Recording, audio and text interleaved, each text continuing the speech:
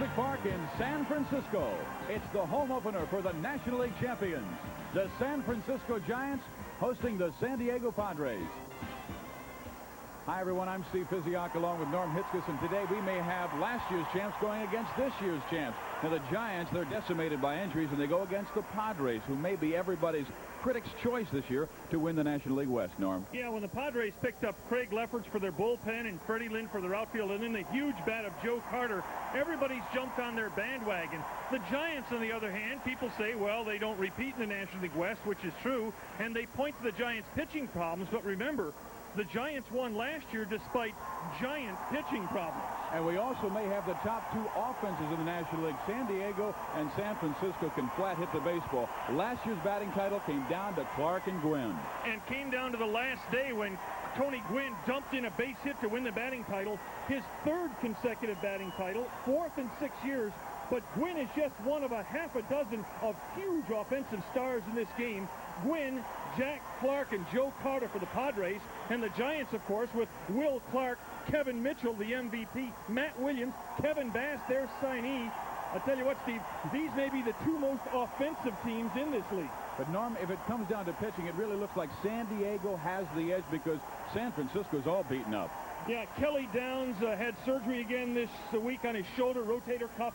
Don Robinson out till June with a reconstructed knee. Jose Alvarez a sore forearm. The Padres, meanwhile, their staff looks pretty well set up. Maybe this is the best team in the National League. Well, we have two excellent-looking right-handers and both healthy going to the mound tonight. It will be Ed Whitson for San Diego against Scott Garrelts. We'll come back with the starting lineups after this.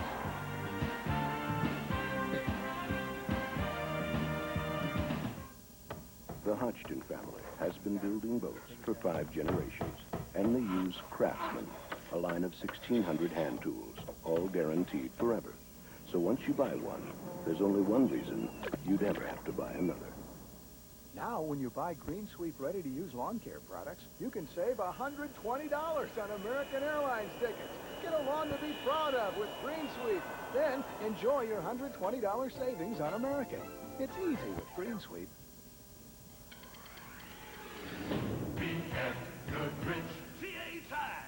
BF Goodrich TA tires perform like great athletic shoes. They grab. They dig. They give you control. BF Goodrich TA tires. BF Goodrich TA tires, the athletic shoes for your car. BF Goodrich TA tires. Here are some of the veterans you'll see at the ballpark this season.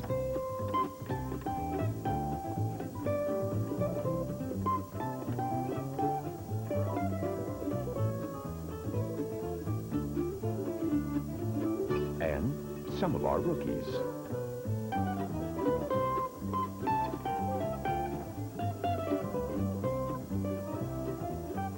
Feel the thrill again. Join us at the ballpark. The preceding message was furnished by Major League Baseball.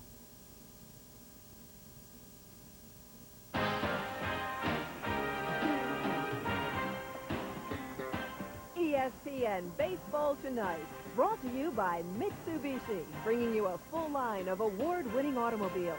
See them all at your Mitsubishi Motors dealer. And by Bud Light, everything else is just a light.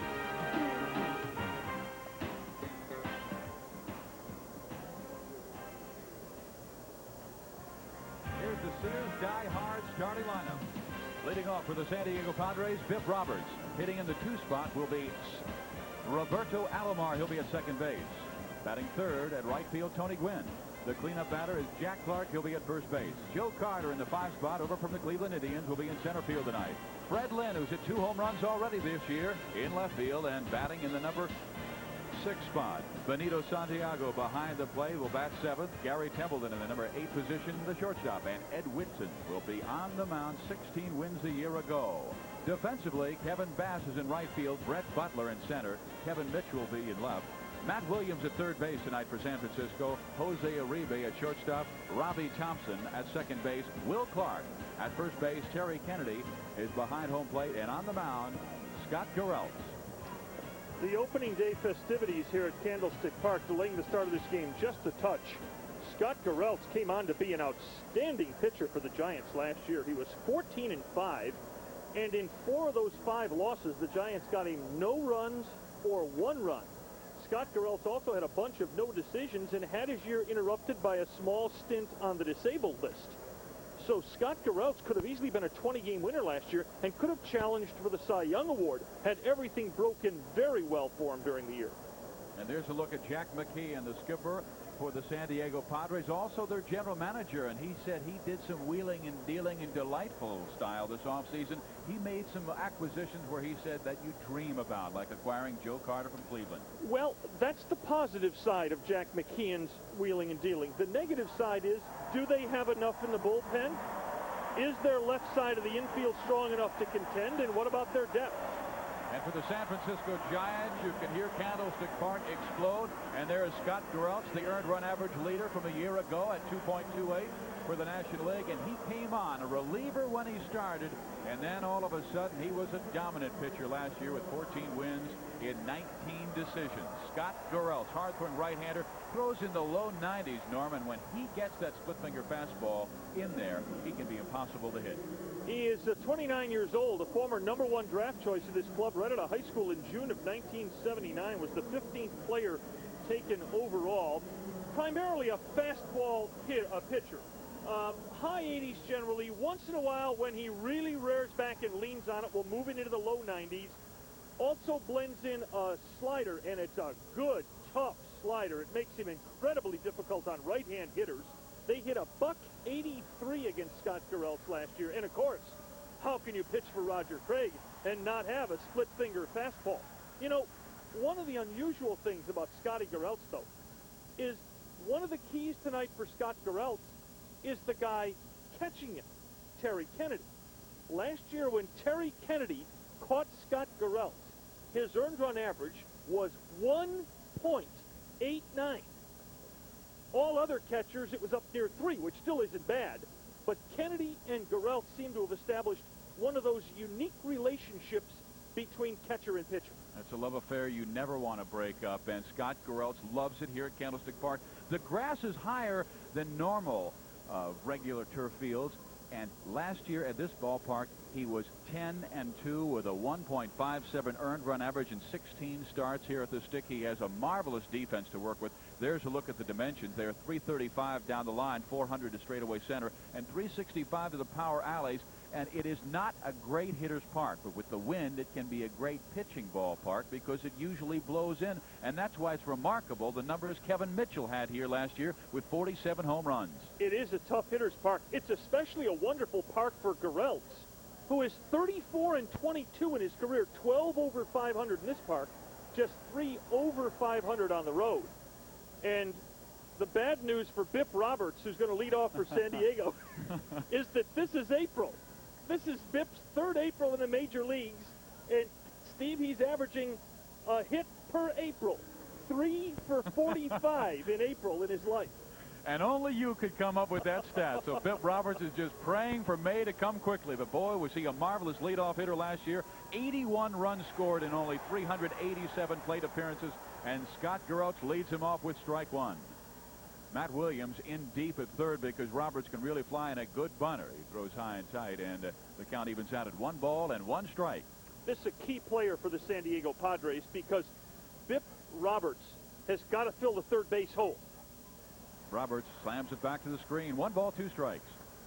The questions about the Padres revolve around the rotation after Bruce Hurst. Guys like Whitson, guys like Shaw, and they revolve around the left side of the infield. Templeton and Roberts or Pagliarulo at third. Garrelts throws high. Count goes even. 2 balls and 2 strikes. And Garrelts can really get in front. Years past, he would walk so many batters. And last year, he cut his walks in half. And Roberts goes after this one. Fights it off foul. Count stays even. 2-2. It's part of the sellout crowd here at Candlestick Park. And a look at the fine young third baseman who for years has been compared with Mike Schmidt. And that is Matt Williams. Of course, we have Biff Roberts at the plate. Ball strike count on him, 2-2. Again, he fights it off foul. Remains 2 balls and 2 strikes. Bad hand, 2 boots down. Bad hand. They reached for it, though. Well, it's an EF, an error on the fan. Roberts goes to center field and drives Brett Butler back. Here goes Butler at the screen. It's over his head and bounces just in front of the right fielder, who came over to cut off the play, and Roberts into third easily with a triple. And Butler was playing him so shallow. Butler had shaded Bip Roberts way over to left center field. They play the left-hand hitting Roberts like a right-hand pull hitter. And when Roberts hits the ball basically straight away, it's a long run for Butler, who seemed to have this ball tracked. And actually, the ball was catchable. Now Butler, in effect, circled the ball and didn't get it. And he's playing with his 14-inch glove. He doesn't have to give it up until May. Realize one other thing, though. This park is the wind. This is fairyland out here. You never know what's going to happen with the wind in here. So Roberts on third, nobody out. First inning at Candlestick Park, the National League champion San Francisco Giants against the San Diego Padres. And Roberto Alomar standing in there. He's hitting .313 this year with 1 home run. He's hit safely in his first 4 games, and he takes up theirs 2 balls and no strikes. There's a guy who's had a lot of trouble with Scott Gereltz in his career, 2 for 15. But as Kennedy heads for the mound to talk to Gereltz, you're going to find a kid like Alomar who's going to have trouble with certain pitchers early in his career. Then, as his career goes on, he'll get a feeling for pitchers. He'll start to do better against the guys who'd had his number early, because this is still a baby in the major leagues. A very talented baby, though. All kinds of potential. Here's the 2-0 pitch, and he sends a ground ball to Robbie Thompson. Roberts has to hold, and the throw to first in time to catch Roberto Alomar. Let's go now to John Saunders at our ESPN Baseball Tonight studios. Thanks a lot, Steve. The Yankees and the Rangers at Yankee Stadium. Dave Righetti on to close out the game, facing Cecil Aspie. Sends this shot out to center field, and Roberto Kelly makes a diving catch. That was a second out. They get out of it. Yanks win 3-0 back to the stick. And here at Candlestick Park, a scoreless ball game. Tony Gwynn, the batter. 1 out. Bip Roberts at third base. No score as Gereltz stares in and faces the most fearsome hitter in the National League last year at .336, and he fouls one off left field side at strike 1. Here you have a classic confrontation. Gereltz, definitely a strikeout pitcher, almost 6 per 9 innings last year, 7.5 the year before. Desperately needing a strikeout, man at third and 1 out against a guy that does not strike out. Oh, the numbers that you were telling me about before this ball game are unbelievable, Tony Gwynn. How long has it been since he last struck out? 101 consecutive at-bats since his last strikeout. I know it was like 7 months. We had a little interruption there, like Christmas and Thanksgiving. Here's the 0-1 to Tony Gwynn. Takes outside, 1 ball, 1 strike. One other note on his strikeout, Steve. If you take the 10 pitchers most likely to strike out a hitter last year in the National League, he faced them 72 times. He struck out once against the 10 most likely to strike you out. Line drive, base hit into left field. In comes Roberts. It's 1-0 San Diego. And that beautiful swing, Gereltz tried to get one over on the outside corner of the plate, and Gwynn just moving with it perfectly. Gwynn's a master. You almost get a feeling of watching a tennis player when you watch Tony Gwynn hit, because he'll serve the ball. Watch this. This is just like a tennis backhand. Flick it down the far line. And, you know, he's changed from that leadoff spot to the number 3 spot. And you saw those 2 guys over first base. That is a love affair in itself. Will Clark just loves the way Tony Gwynn hits, and Tony Gwynn thinks Will Clark's the best hitter in the National League. Here is Jack Clark, and there is a big swing. Jack Clark doesn't get cheated, does he? Not at all. He did get some boos, though, tonight. We're taking a look at Sandy Alomar Sr. over third base. Third base coaching box. Greg Riddock is over in the first base side for the San Diego Padres. Realize this could be a running situation for the Padres.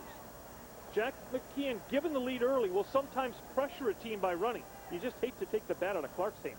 Gwynn had 40 stolen bases last year, because they may put Clark on, because you know how this game was orchestrated by Roger Craig. He calls all the pitches, and he is not afraid to put extra base runners on there. He does not want to let guys like number 25 beat him. Problem is, that theory works last year when the guy hitting behind Clark was questionable. This year it's Joe Carter, and you can get yourself in deep trouble putting Clark on a lot to pitch to Carter this year. Maybe they want to challenge that men in scoring position stat on Joe Carter. He did have 105 RBIs last year, but he was not that great a clutch hitter in the latter half of 1989.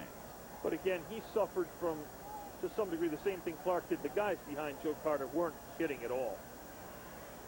1 ball, 1 strike to Jack Clark, and Gwynn is not going, and a pitch inside.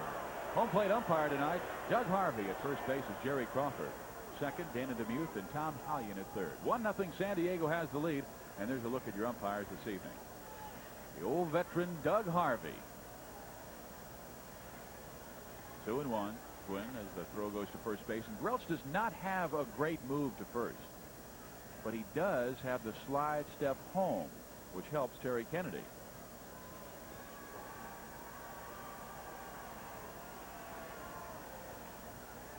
Gwynn with a big lead at first. He's not going. The pitch out is there, and that is one thing we'll see a lot from Roger Craig's pitchers. Tell you what, Roger Craig goes against the book, and there's a very unusual call. You seldom see 2-1 pitch-ups.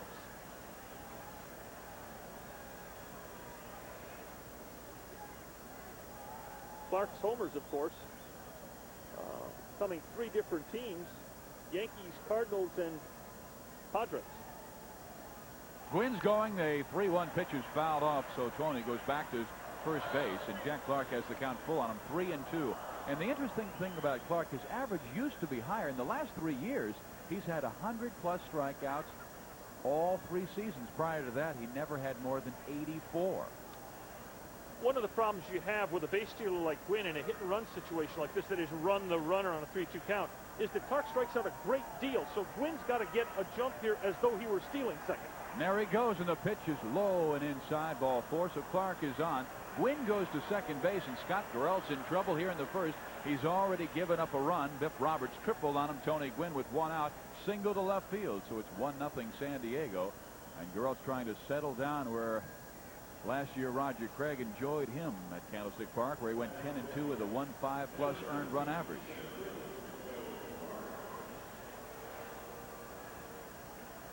Joe Carter cost the Padres a terrific young catch of Roberto Alomar Jr.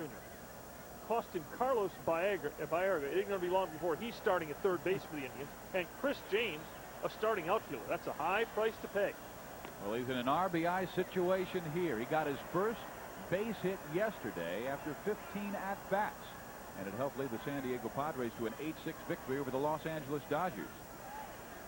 Played on the lowest scoring team in the American League last year, the Cleveland Indians. Here's the pitch. In there, 1 ball, 1 strike. Over the last 4 years, only 2 people have more homers than Carter. Davis and Strawberry. And only 2 have more RBIs. George Bell and Dwight Evans. That gives you an idea of where he sits in baseball over the last 4 years. And he chops it foul back to the screen, and as you might expect with a power hitter, they are really playing him to pull. Mitchell is deep in left, and Williams that time was way over near the third base line, only about 4 feet off. Tell you what, if Joe Carter were to hit a ground ball down a first base line, it could conceivably be an inside the park homer, because the giant right fielder is way around, and Clark's at least 20 to 25 feet off the first base bat. He grounds it, foul. And the count stays the same, 1 ball, 2 strikes. The infield of Williams, Uribe, Thompson, and Clark is very talented, but they have been weak defensively to start this season. Robbie Thompson made a critical error the other day against the Atlanta Braves, allowing the Braves to claim their first win this year. San Francisco came in at 2-1, San Diego 2-2. Runners take their leads, and here's the pitch to Joe Carter. Just misses inside with the breaking pitch, and the count runs even at 2 balls and 2 strikes. But you're likely to see very few, if any, ball and strike arguments tonight, because Doug Harvey, a little off the corner, in retrospect, a little off the corner, Doug Harvey's probably consensus the best ball and strike umpire in this league, maybe in the entire game. Carter, line drive to Uribe. They go to Thompson and get the double play to end the inning. So San Diego scores 1, but Garreld's gets out of the jam. It's 1-0 Padres as we head May the road rise to meet you. May the sun shine warm upon your face. But when it's miserable and you want to look like a million, may you be going in a V6 four-wheel drive Mitsubishi Montero.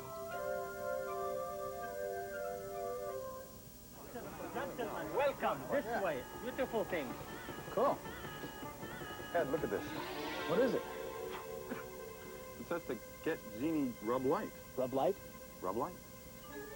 It says to get Genie Bud Light. The clean, fresh taste of Bud Light won't fill you up and never lets you down. Okay, Ed, now you get a wish.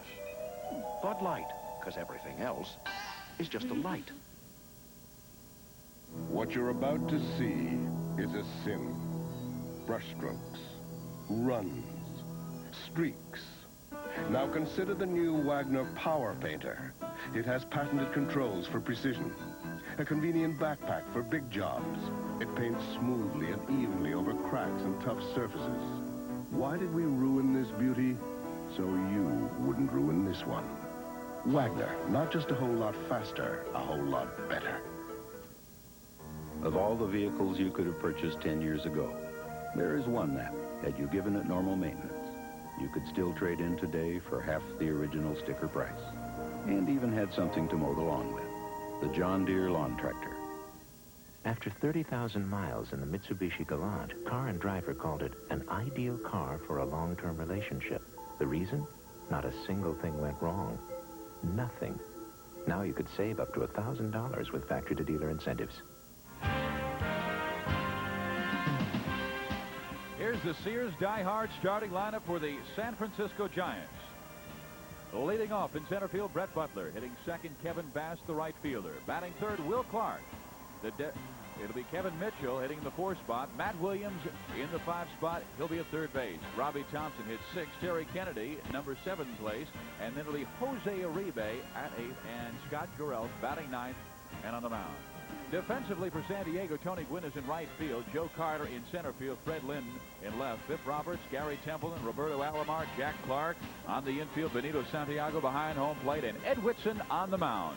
Soon-to-be 35-year-old Ed Whitson really came into his own last year, had the best year of his career in San Diego. The one small drawback for Ed Whitson, he often has first-inning troubles. Over the last 3 years, his first-inning ERA is over 5, and last year allowed 8 first-inning homers. And he will face one of the consummate leadoff batters in all of baseball, Brett Butler. He had 5 walks last night, tying a National League record, last done by Dale Murphy in 1987. His line score was 1-4-1-1. Giants won at 13-4. 1 at bat officially. He actually had 5 plate appearances, but scored 4 runs, had 1 hit, and 1 RBI. The count to him is 1 ball and 1 strike. Leads the league in runs scored with 5 and in walks with 7. Here's the 1-1 pitch from Ed Whitson. And Butler swings and fouls it off. It stays at 1 ball and 2 strikes. So the third baseman, Biff Roberts, will back up just a bit at third. He was about 10 feet down the line at third base on the infield grass, playing because Butler is an outstanding bunter. Eddie Whitson mixes a fastball with a slider, a palm ball, one of the few palm ball artists left around, and a curveball. Butler takes high, counts even 2-2. Ed Whitson developed the palm ball in San Diego about 6 or 7 years ago. He did it because he cut a finger and couldn't grip the ball properly. Just developed the palm ball that day to use for a couple of starts. And you know, he did it on opening a can of pop, like you said, and he couldn't grip the slider, and that was his out pitch. Yep. Numbers last year, 16 and 11. Look at the innings. Look at he the gave walks. this club 227 innings. And 6 of those walks were intentional, which makes it even more impressive, I think. Butler reaches out and laces one foul down the left field line. Count remains full. 3 balls and 2 strikes.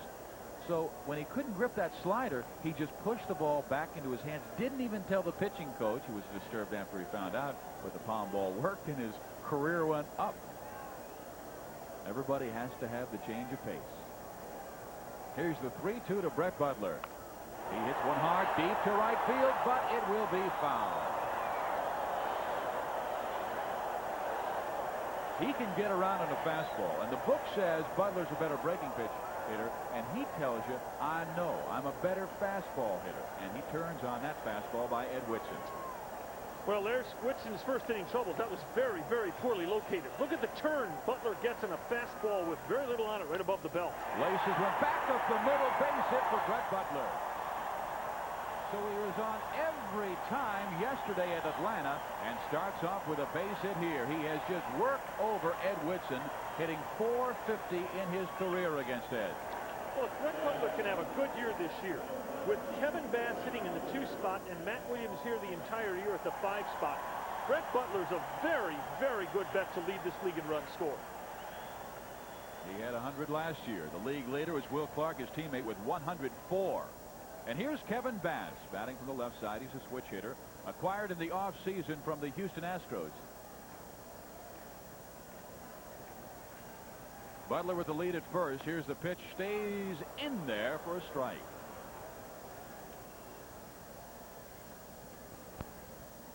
Kevin Bass, before last year, had been one of those guys that the Astros wrote his name in the lineup every day, just let him go play. Butler had 2 stolen bases yesterday against the Braves.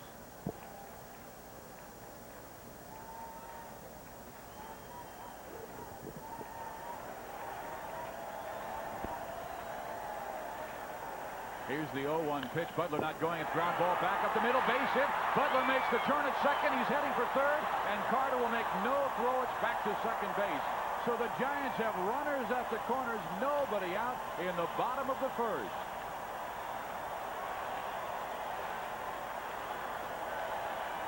Well, here's that first inning bugaboo of Eddie Whitson. He often, and a lot of finesse pitchers are like this, they take an inning or two to really locate their pitches, to get a feel for the game. Bass just drives this ball right back up the pipe. And now, the worst thing a pitcher can do, Butler and Bass get on for this trifecta. And this guy, well, his numbers are incredible.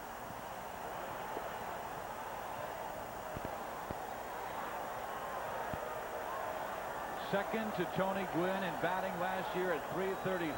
23 home runs, 111 RBIs, and the pitch to Will Clark is hit in the air but foul.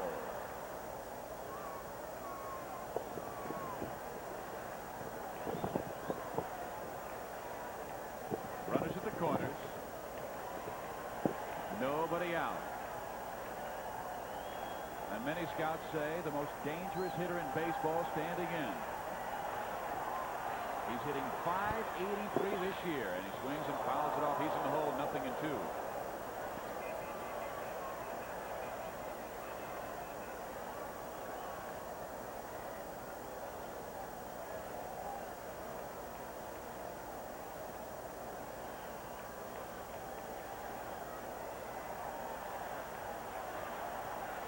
Bass with good speed at first base. Butler at third. Here's the 0-2 pitch. Misses high, 1-2. Whitson now, who usually is a fastball pitcher. More than half of everything Eddie throws is a fastball.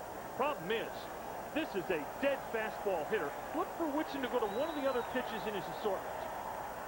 Came sidearm that time, and he throws high. It's 2 balls and 2 strikes.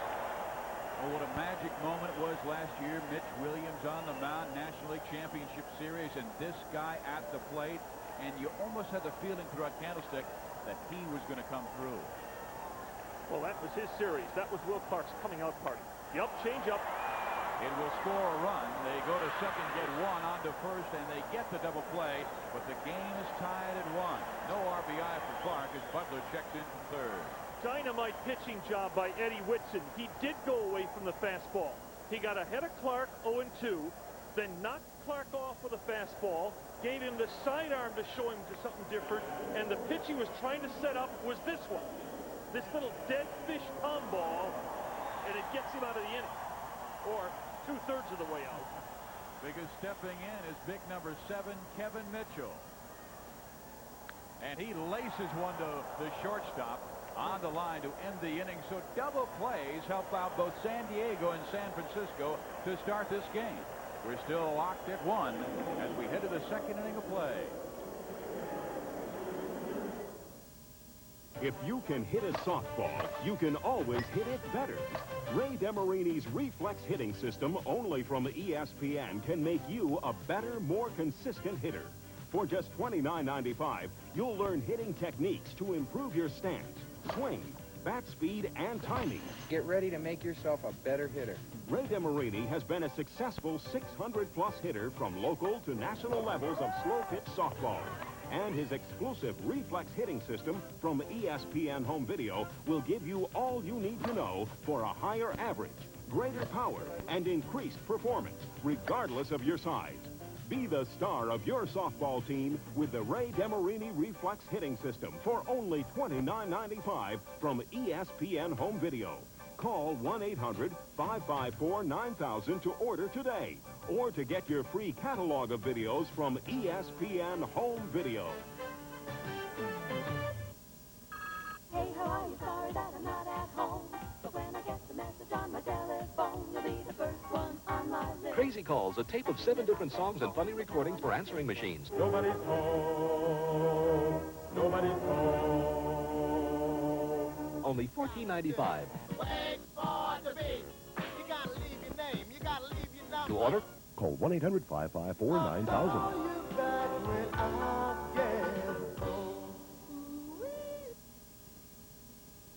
Back to Candlestick in a moment. Let's check elsewhere around the National League. The Los Angeles Dodgers, Mike Scioscia has a home run. They're up 6-0. Morgan with a 4-hitter. Greg Maddux, 2 hits, pitched 7 2/3 as the Cubs beat the Pirates.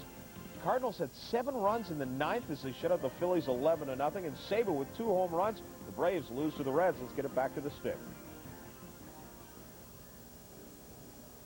Candlesticks Park, second inning of play, tied at 1, San Diego and San Francisco, and this will be the 4th opener that the Padres have had this year. They've had the Dodgers, they've had their own, they'll have San Francisco's, and later this week they'll have Cincinnati. And Fred Lynn will lead things off against Scott Gereltz, and he fouls him back to the screen, 0-1.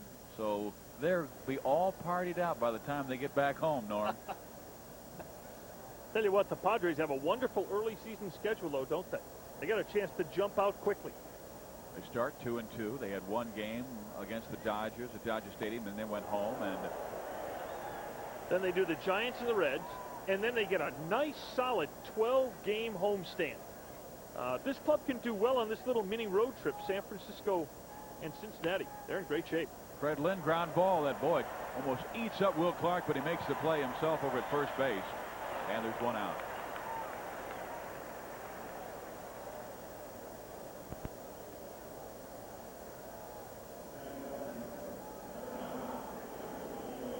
And that takes us to Benito Santiago, as Scott Gereltz had difficulty in the first inning settling down, but got out of it on a wonderful double play by Jose Uribe and Robbie Thompson with 2 on and only 1 out. Each pitcher could have had a lot more damage done to him in the first inning. This could easily be 3 or 4 for either team. There's the pitch for Benito, and he pops it foul, out of play. It's 0-1. Santiago hit .236 last year, 16 home runs, 62 RBIs, and starts this year at .417. Still looking for his first home run, and does have 2 RBIs. This is a guy who does well against Scott Gereltz. It's a .389 hitter career against him, 7 for 18. Takes inside. 1 ball, 1 strike. He is trying to become more patient at the plate, and that was the problem that he had with Jack McKeon last year, was the fact that McKeon wanted to be more selective. Hey, Benito wanted to, I see it, I swing at it. And he takes this one back up the middle, just by Jose Uribe into center field. That's a base hit. So Benito Santiago comes up with a 1-out base hit. You know, Uribe, Norm, has put on a little weight, and you wonder if he would have been able to get to that one, about 20 pounds lighter. I don't know. That ball looked up the middle. He is a little heavier.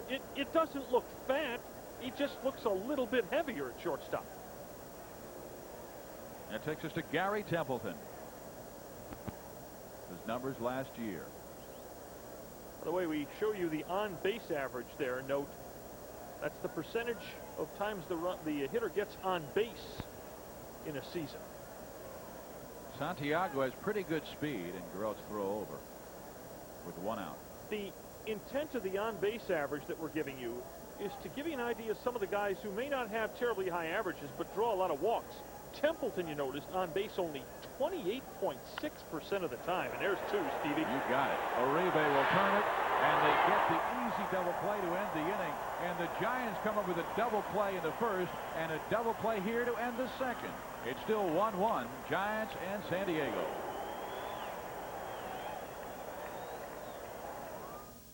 The Hodgson family has been building boats for 5 generations, and they use Craftsman, a line of 1,600 hand tools, all guaranteed forever.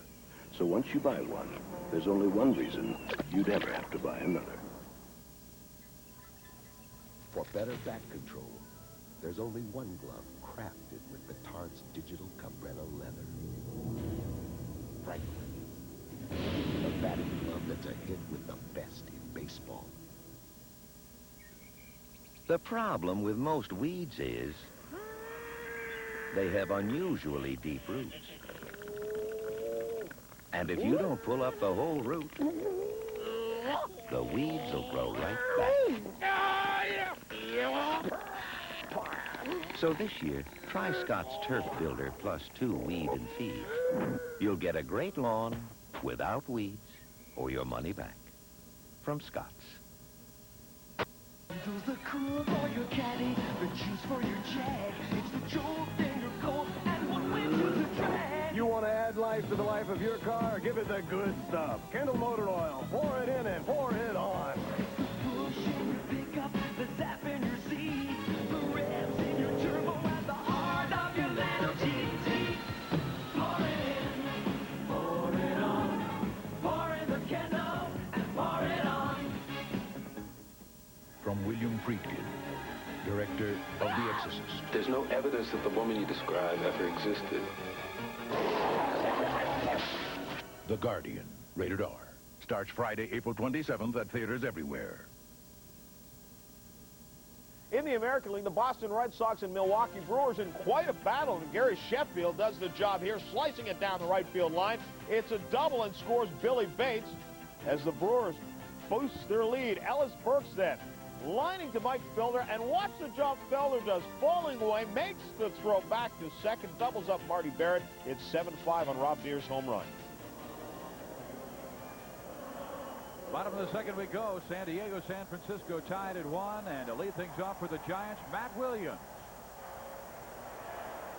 What an incredible year Williams had last year, and as you look at the young star, just 26 years old, and a chopped one foul, and he falls in the hole. No balls and 1 strike. He had 44 home runs, Matt Williams did a year ago. 26 in the minors, 18 in the majors.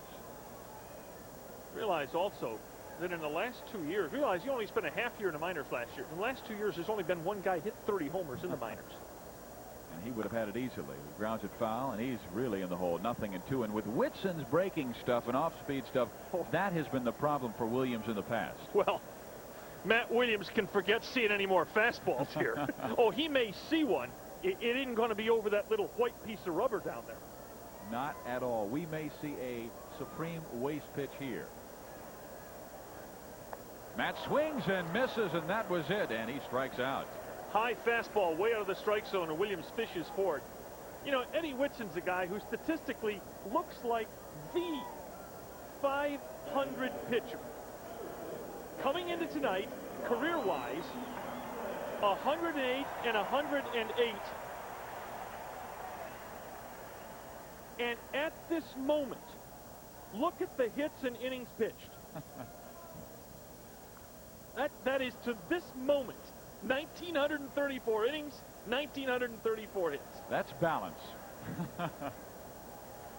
And his record 108 and 108, as Norm indicated. Well, he stands in there against Robbie Thompson.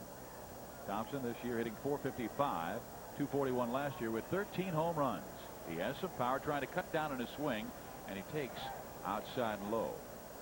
1 ball, 1 strike. You know, hitting down in the lineup, maybe Robbie doesn't have to cut down on his swing now.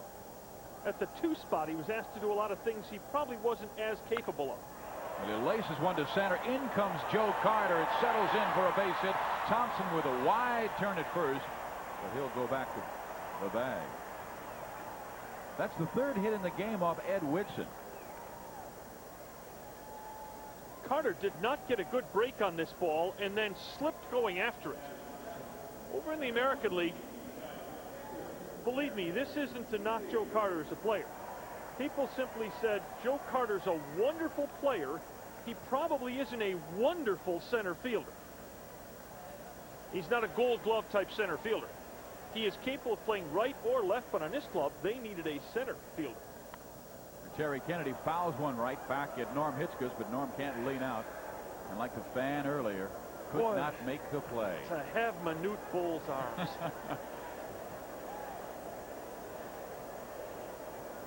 Anytime Manute goes against the Los Angeles Lakers, and you can watch all the highlights on SportsCenter later tonight on ESPN. Robbie Thompson at first base with good speed, and Kennedy takes low and outside. 1 ball, 1 strike.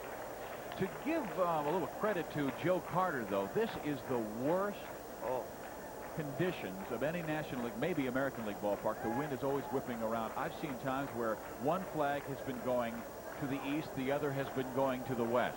I mean, it just circles around here, and in the day games, Norm, it's just impossible. Well, I realize one other thing. Welcome to Candlestick Park, Joe Carter. Remember, he only had a cup of coffee with the Cubs before. He hasn't got a lot of experience in this park. I'm not so sure a lot of experience in this park does you any good. Not at all. So many outfielders have said they'd like to take batting helmets out in the outfield to them. I don't know how many times I've seen a guy circle around for just a pop-up. Yeah, but Steve, those same guys should wear batting helmets in a dome, too. I've seen some of those guys. They're in trouble no matter where they're playing the outfield, Steve. Here's the 1-2 pitch to Terry Kennedy. Hangs in there. It stays the same. 1 ball, 2 strikes. Man on, man out. We're in the second. 1-1 ball game, and Roger Craig flashing the signs from the dugout to his catcher, or out to his base runner, Robbie Thompson. 55 degrees, swirling 20-mile-an-hour wind. And the fog, boy, it will roll in over Candlestick Park and settle in the outfield. About the 7th inning. Thompson's going. The pitch is popped up. Long run for Biff Roberts. Does he have room? No. Giant crowd here at Candlestick tonight, literally. Hey, and meanwhile, up the highway, a sellout in Seattle. Incredible. The Mariners have sold out tonight for their opener against Oakland. First sellout in Seattle history. I saw their game on Tuesday, and they are an exciting club. It's not just Ken Griffey Jr. as well. It's Harold Reynolds and a Pete O'Brien. And right now, the left side of their infield is rather damaged. But boy, they have some fine-looking young talent and some good young pitchers. But right now, the starting rotation is not intact. But I'll tell you what, 2-3 years, they're going to be a tough team to contend with. Ground ball, pitch, Whitson's glove, goes to Templeton. They will get the double play. 4 double plays in 2 innings. And we remain tied 1-1. Now let's go to John Saunders at our ESPN Baseball Tonight studios. Thanks a lot, Steve and Norm. You're all tied up at 1-1. Now, these guys haven't had much spring training. 3 weeks instead of 6, as a matter of fact, but you would never know it tonight. Great defensive plays all around both leagues. Let's start here. The Brewers and the Red Sox. Gary Sheffield, look at him go towards the dugout. Keeps his eye on the ball. Keeps his eye on the dugout. Great save by Don Baylor, their hitting coach, there to rob Jody Reed. The Cardinals and the Phils. John Tudor robbing Charlie Hayes right back at him. Tudor picks up the win tonight. The Yankees and the Rangers. Kunkel grounds to Flowers. It goes off his hand to Espinoza, to Mattingly for the routine out. As I said, only 3 weeks of spring training, but you would never know it. Let's check around the American League. Candy Maldonado with a 2-run home run and a 2-run double, as well as the Indians beat the White Sox 6-2. The Yankees get the win. Pascual Perez in his debut, 5 innings and 5 strikeouts. Rigetti gets the save. Dave Winfield had 2 hits. The Orioles and the Tigers. And it's final now. Detroit wins at 10-6. Cal Ripken with a good game there. He had a triple early on, but it wouldn't hold up. The Brewers and the Red Sox. Milwaukee's now up 9-5. Billy Bates stole home in the game. Billy Joe Robideau with a home run. The Blue Jays, George Bell, 3 for 4. He had home run number 2 in the game as they beat the Kansas City Royals. Jimmy Key, 6 innings, 4 strikeouts. Storm Davis loses in his debut as a member of the Kansas City Royals. He pitched in Oakland last year. The Oakland A's and the Seattle Mariners. The A's are up 5-0. It's only the bottom of the first. Ricky Henderson with a home run. 41st time in his career he has led off with a home run. Phelps with a 2-run single and Weiss with a 2-run double. The Twins and the Angels all tied up at 1-1. Brian Harper with an RBI. The Twins also picked up a player, an infielder, veteran infielder, Fred Manrique from the Texas Rangers. The trade, in for the trade, Jeff Satzinger goes over and an undisclosed amount of cash. So right now, let's get it back to the game you're watching on the West Coast. The San Diego Padres and the San Francisco Giants at Candlestick. San Diego scoring 1 in the first. San Francisco coming back with 1 more in their half of the first, and we are locked at 1-1. Scott Garrelts going against Ed Whitson, and they will meet with Whitson at the plate and Garrelts on the mound. He's given up 3 hits, so too is Ed Whitson. Well, ladies and gentlemen, you can argue all you want about who the best hitter in Major League Baseball is, and statistically you can argue to it. You can also meet the worst hitter in the major leagues, Mr. Ed Whitson. $122 for everybody who's batted 400 times or more, and he probably gets a base hit. Perfect timing, Norm. Take that, 122. Thanks, Eddie. And Will Clark with a grin on his face. He may have known how poorly Ed was, because Will has books on everybody. Not only as pitchers, what they throw, but on hitters and how they hit. Well, he definitely didn't hit a strike, I'll say that. Ball was up about cap high. Whitson said, there's one I can hit. So he stands in there, and boy, he looks confident over at first base. And here's Biff Roberts, the leadoff man. He must be 4 or 5 feet off there. Roberts squares to bunt, pitches up high, 1 ball, no strikes.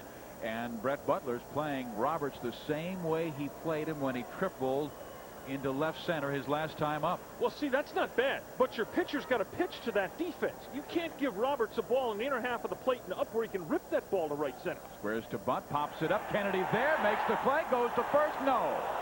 We almost had our 5th double play of this game. And Roberts, the one thing he wanted to do this year was improve his bunting. He did not that time by popping it up. Pretty good form to bunt, just didn't get it down. Kennedy nearly doubles Whitson. Luckily, Ed Whitson's 4-foot lead pays off. He's able to get back. He did that without any base running practice at all. But he got back there. He remembers the Little League days. Squared well. Deadens the bat. Just gets it beneath the ball. That takes us to Roberto Alomar. First time up, he grounded out to the second baseman, Robbie Thompson. And that play came with the infield in. And Roberts at third base, and the ground ball did not score Biff. He later had to come home on a Tony Gwynn single to left field. There's a pitch to Roberto. Takes the outside corner. 1 ball, 1 strike.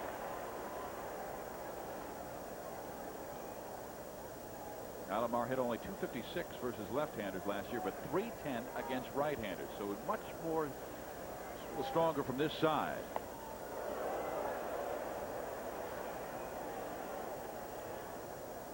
Last year was Alomar's second year as the regular second baseman in San Diego. And realized last year he was still the youngest starting player in the major leagues. Popped up, out of play. 2 balls and 2 strikes to Roberto Alomar. Ed Whitson is the man on first base. 1-1 tie we have here at Candlestick Park. Sellout crowd, 55,000.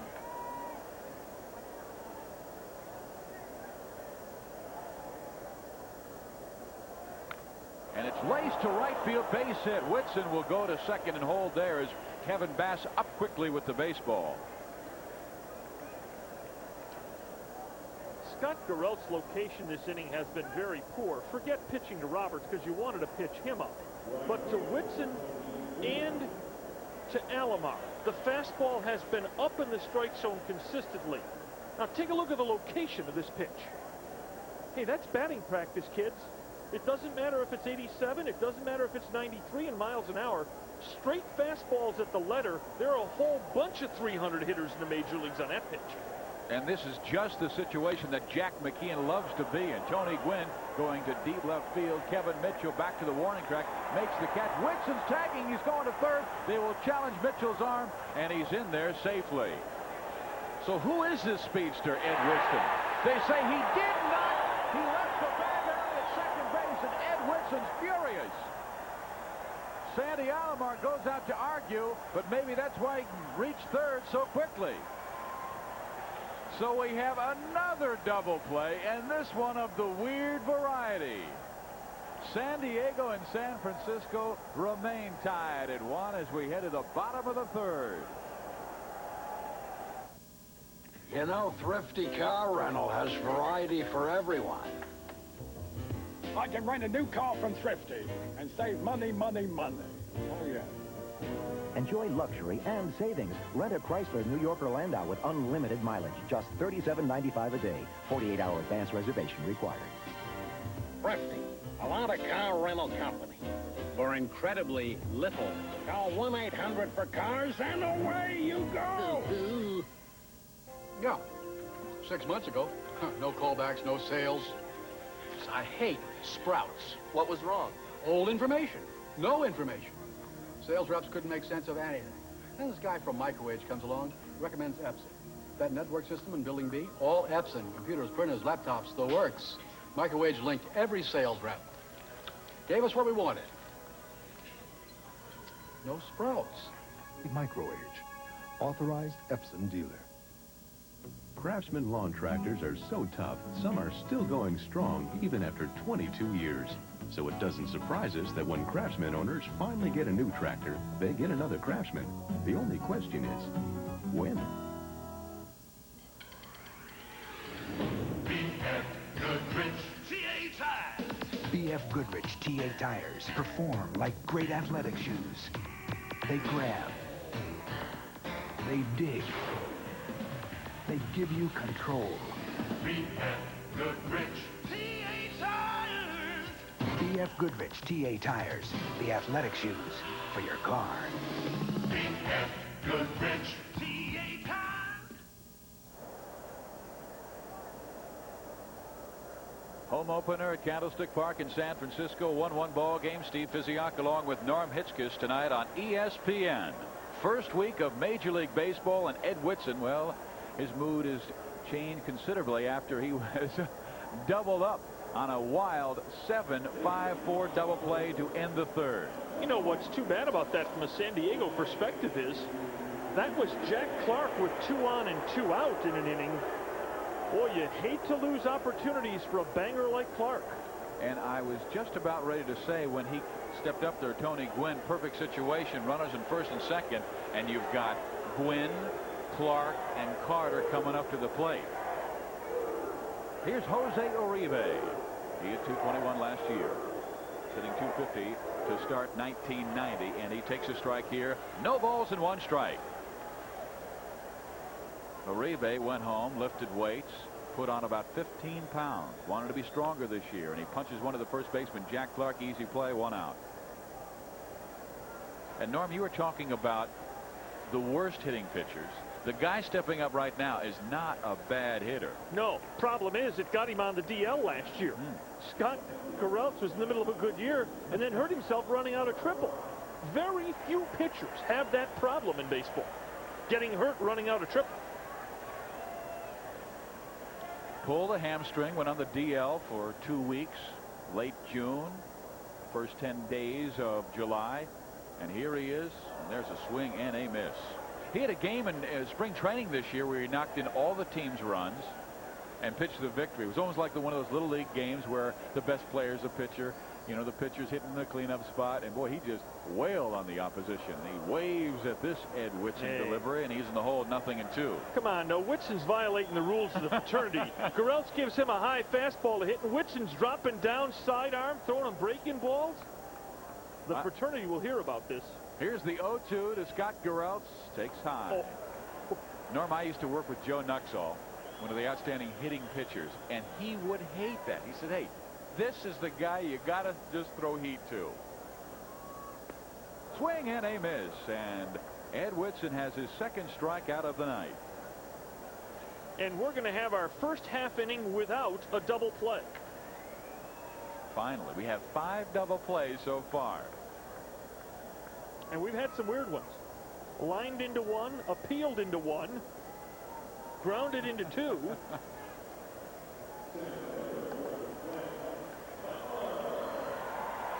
That takes us back to the top of the order, and Brett Butler, first time up, singled up the middle, came around to score on the Will Clark double play. And again, they play him in at third. Brett Butler, one of the best bunters in all of baseball.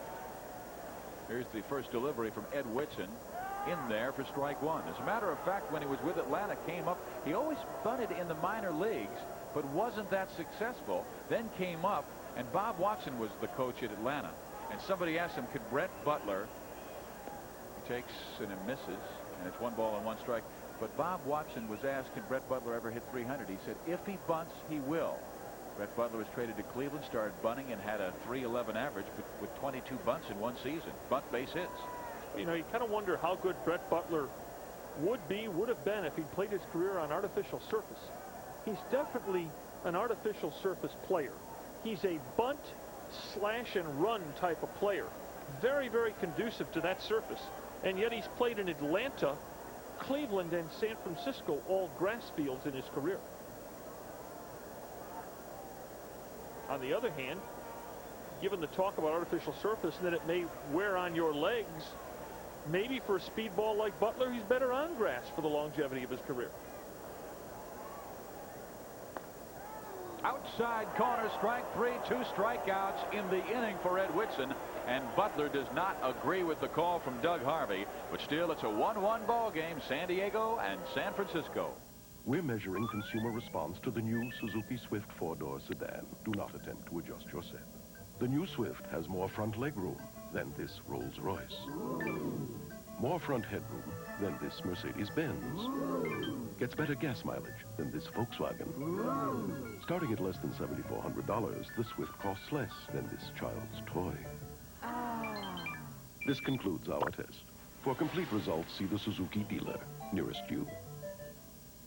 The real test of a power mower is starting it easily on the first pull. That's why Sears is putting 100 Craftsman Eagle One mowers on the line. Look at that. 99 first pull starts out of 100. No wonder there are more Craftsmen on the job than any other brand.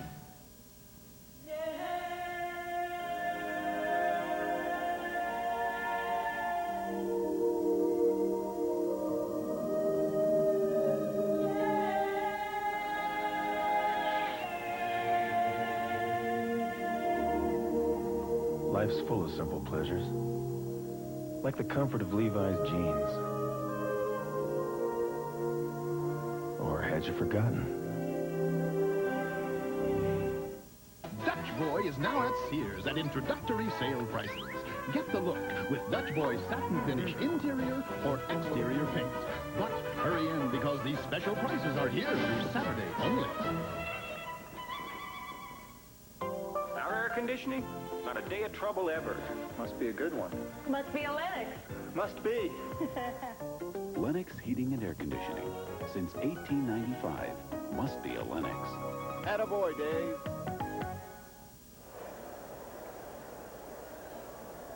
One ball game with a sellout crowd here at Candlestick Park in San Francisco. Padres scored in the first. Giants came back bottom of the first to lock it up. And here it's Jack Clark, and listen to the boos this gentleman gets. Why, you might ask? He started his career here, and he wanted out. He did not like the wins. He did not like the way his average was settling. He figured he could hit a lot more home runs elsewhere. So he went to St. Louis and then on to New York, where he really disliked the situation, and now settles in San Diego. And he goes after Scott Garrett's pitch. It was way upstairs, and he is in the hole, 0-2.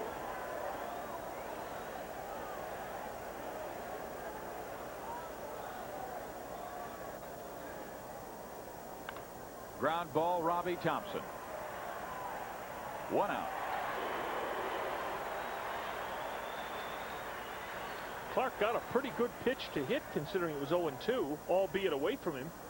They got pretty good wood on the ball. Thing is, Clark is not a pull hitter. Or he's not a spray hitter. Jack Clark pulls everything. When he's hitting the ball hard, he hits it left and left center. If you get Jack Clark feeling for the ball and punching it right side, you've got Jack Clark basically. That takes us to Joe Carter. His first time up, he lined into a double play to Jose Uribe with 2 on. And Uribe double up the man at second base. Here's the pitch, and he slams it into left field. So he's hit the ball hard twice to start this game. And there's 1 on with 1 out.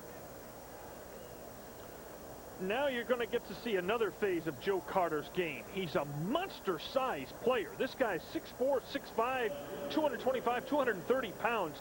Big body, NFL linebacker size, but he can really scoot. In fact, if you want a shocking note, if Carter would hit 4th on this team instead of Jack Clark, the 4 people at the top of the Padre order stole more bases than the 4 people at the top of the Cardinals order last year. Wow. You think of the Cardinals as a flyer, and yet this team has comparable functional speed to the Cardinals and a lot more power. You're right with Bip Roberts, Roberto Alomar, Tony Gwynn, very, very aggressive base runners. Joe Carter was not that way necessarily in Cleveland, though, and there's a swing and a miss by Fred Lynn. Lynn, his first time up, grounded out to Will Clark at first base. Well, in the National League, where runs are a little harder to come by, and managers tend to be a little more aggressive, will play more for a run, you may see Carter's functional speed being brought more into play. He's not going, and the pitch is outside. 2-1. In fact, that's foursome.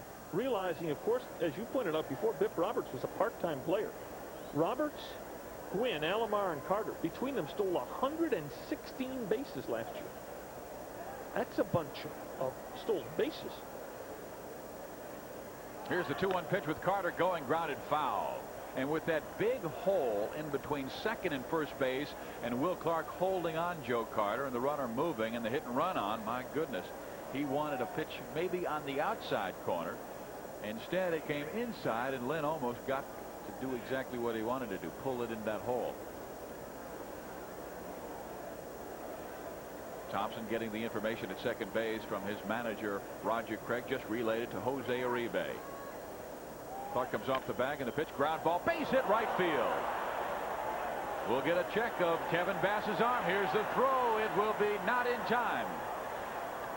Runners at the corners, only one out here in the 4th inning of a 1-1 ball game. There's that functional speed of Carter. First to third on a base hit to right field.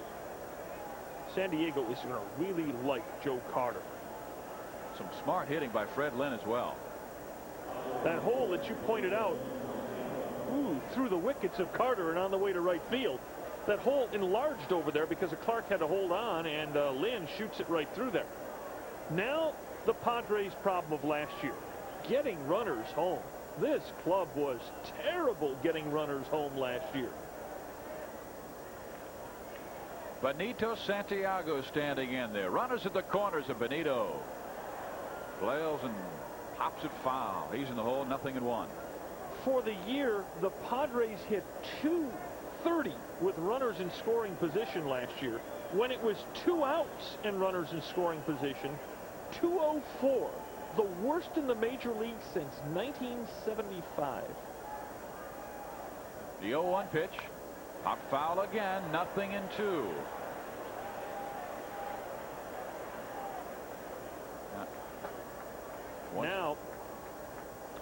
Now, Santiago's got to realize why he's up there.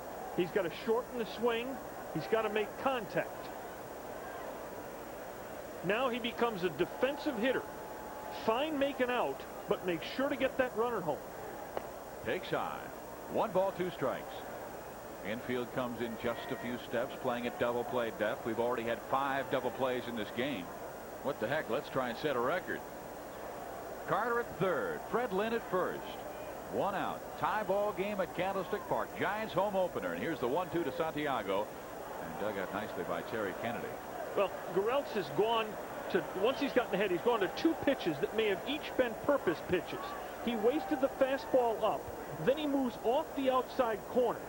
Now, if that's a pattern, perhaps this is the pitch he's trying to set up, and perhaps the pitch he wants to set up is bust Santiago on the hands. Let's see. It's a ground ball, Uribe. They'll go Robbie Thompson, 1 on to first. No, and a run scores, and San Diego takes a 2-1 lead.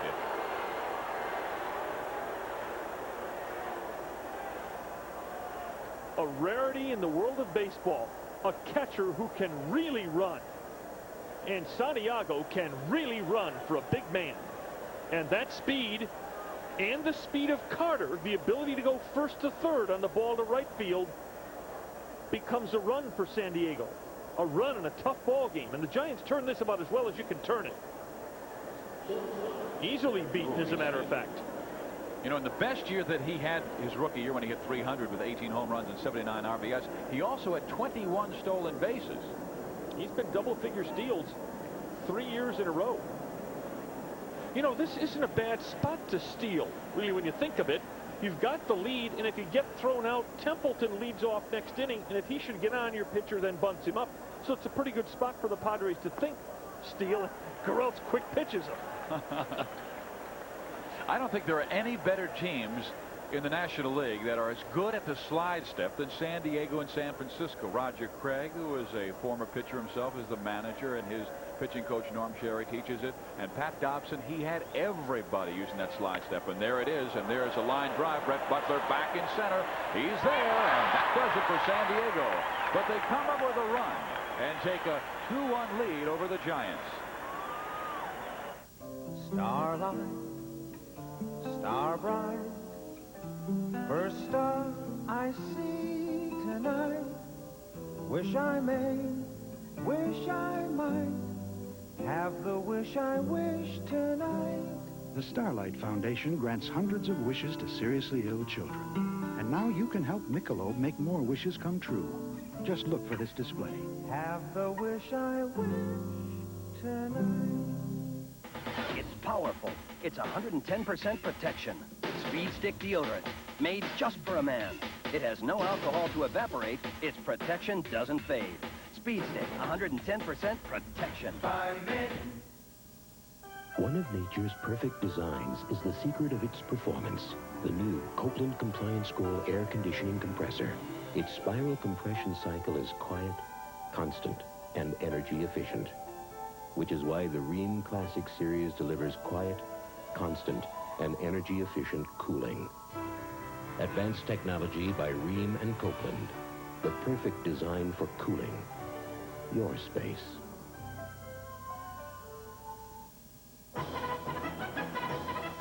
If you find that 2 hours of mowing your lawn feels like this, test ride the new Honda Hydrostatic Transmission Lawn Tractor and put the old tractor out to pasture.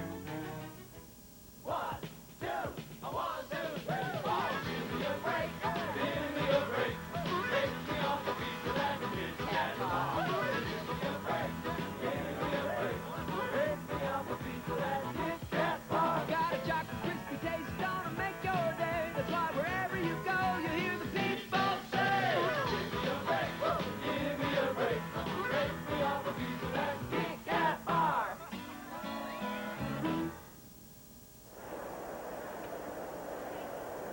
2-1 ball game. San Diego has the lead as San Francisco steps to the plate. Kevin Bass, Will Clark, Kevin Mitchell here in inning number 4 for the Giants. And Norm Hitzges, you have to feel a little uncomfortable here. You remember when the A's played the Giants last week and it was on ESPN? We had a little earthquake, and then the next day with the A's playing again, they had another aftershock, and both came in the first inning. Well, we got the first inning out of the way, and we got the A's out of here. So maybe you're resting a little more comfortably. Tell you what, I must have an insensitive body. I didn't even feel it. Nobody in our booth felt it. I went home the next day, picked the paper, and I said, a quake at the Giants game? Kevin Bass, ground ball, second base. Quick play, 1 out. Let's now go to John Saunders in our ESPN Baseball Tonight studios. Thanks, Steve and Norm. Earlier tonight, the Dodgers and the Astros, and Mike Socia at the plate facing Danny Darwin. Catcher waits on it. It is right up there near his eyes, and he blasts this one out to right center field. Mike Morgan goes 8 2/3. Eddie Murray had 2 runs batted in. Back to you. Mike Socia got all of that one. Ugly start for the Astros. Yes, it is. Danny Darwin. They had great middle relief last year, and it's not doing anything this year. Well, let's face it, the Astros always depend on winning big at home. And Cincinnati marches right in there and sweeps them out. Now the Dodgers go in there and take one. That's not a good sign for the Astros. Here in San Francisco, 2-1. San Diego's the lead. Here's the pitch to Will Clark. He slams one of the second baseman, Alomar, up quickly. Tosses out Clark. He's 0 for 2. And that takes us to Kevin Mitchell. Meanwhile, don't look now, but Eddie Whitson, after a very shaky start, back-to-back singles to Butler and Bass to start this game, since then has faced 10 hitters and allowed 1 base hit. And that guy who got the base hit, Robbie Thompson, is the only guy to get the ball out of the infield since the first 2 hitters of the game. And Whitson always tough on San Francisco. As a matter of fact, last time Gereltz and Whitson locked heads, I'll tell you what, it was Gereltz had to throw a shutout to beat this guy. Beat him 1-0. Pitch to Kevin Mitchell. Low and in the dirt. Santiago wants to go out and talk with Ed about this gentleman at the plate. And you know, you did the game A's Giants last week, and I remember watching that ball game, and Norm, you saying that Kevin hurt his wrist in batting practice, and there was some question mark whether he would start the season, but here he is. Yeah, he came back a couple innings in the game with a small cast on his arm. And he slams one back up the middle, and that wrist is feeling comfortable because he lined hard to the shortstop his first time up and lines hard up the middle here with 2 outs in the 4th.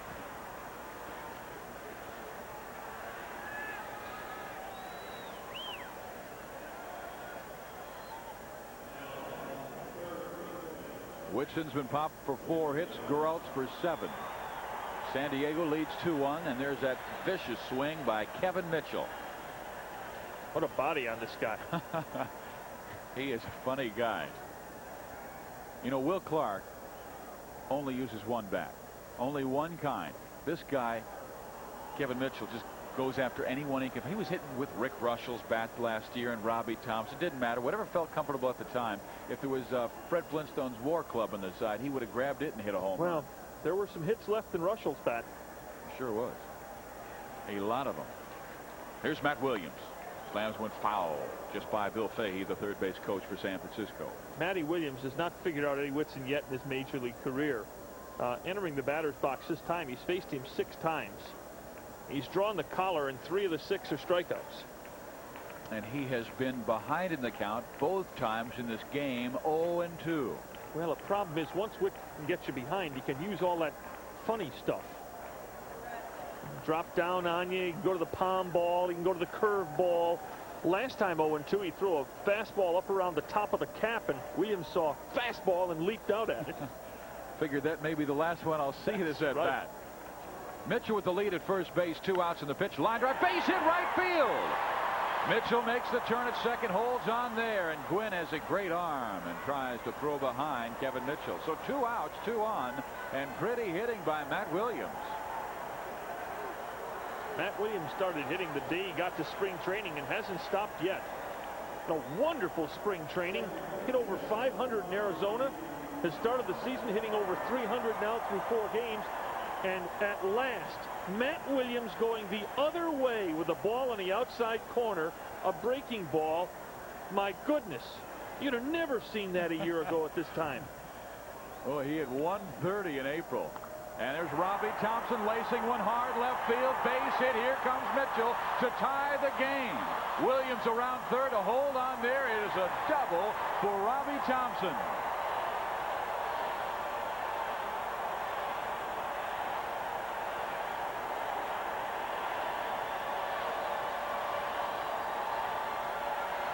It's all happened with 2 outs in the inning. Kevin Bass, Will Clark grounded out, but Mitchell, Williams, Thompson back-to-back base hits.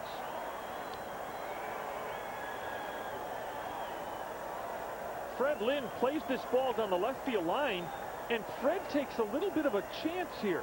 As Williams steams for third, Lynn throws to second base. It's a little bit surprising the Giants didn't decide to come home with Matt Williams. Kind of a strange choice by Freddie Lynn to go for the man at second. Yeah. Now, think Terry Kennedy's going to get the hit here? No. Not at all. No, Now with Jose Uribe coming up. Fred Lynn, though, did look like he glanced and may have seen Bill Fahey with the hold sign at third, because Fahey had the arms up very, very early. Boy, you still take a chance in that case, though, because Williams could have kept coming at that point.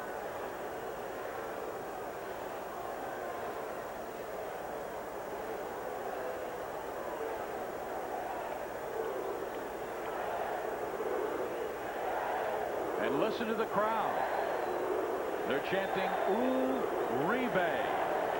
He is a fan favorite. Bases loaded. 2 outs. Tie game at 2-2. And we told you at the beginning of this game, last year's champs may be against this year's champs. The critics' choice is San Diego. You know, Uribe didn't hit for much of an average last year, but he did well in situations like this. Score tied, runners in scoring position, 10 for 23. That's pretty impressive.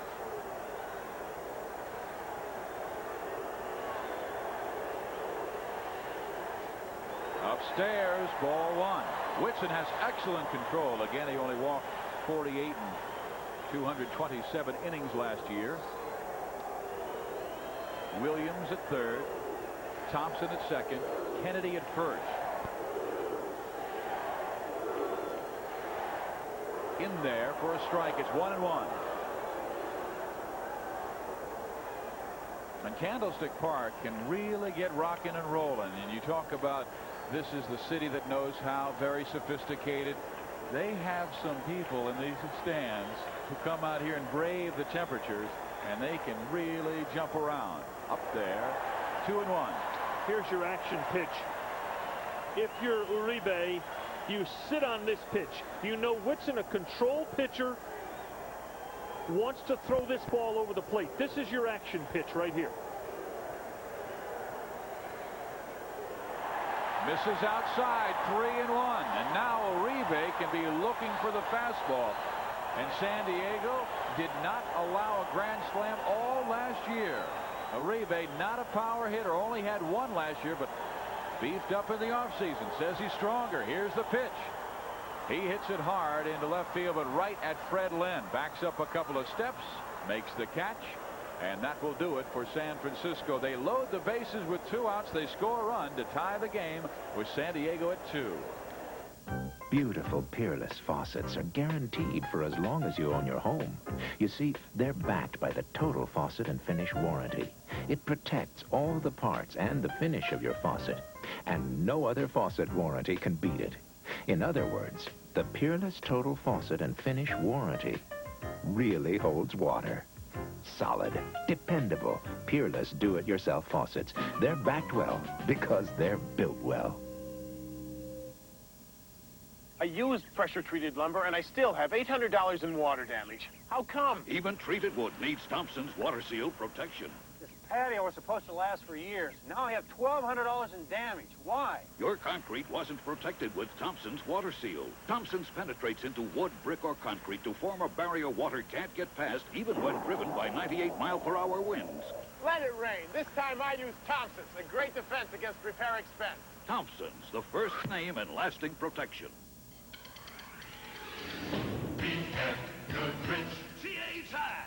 BF Goodrich TA tires perform like great athletic shoes.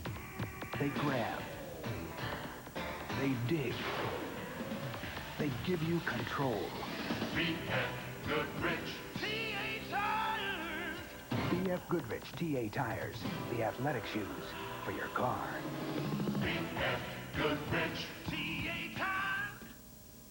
This Yardman mower has all the quality features of this high-price mower, except one. The high price. Yardman. Everything the high-price mowers have, except the high price.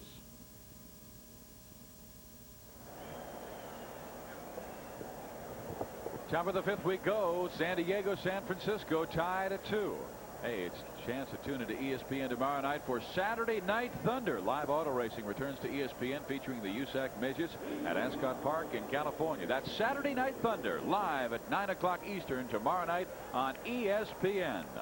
Scott Geralt's back to the mound working his 5th inning, and he faces Ed Whitson.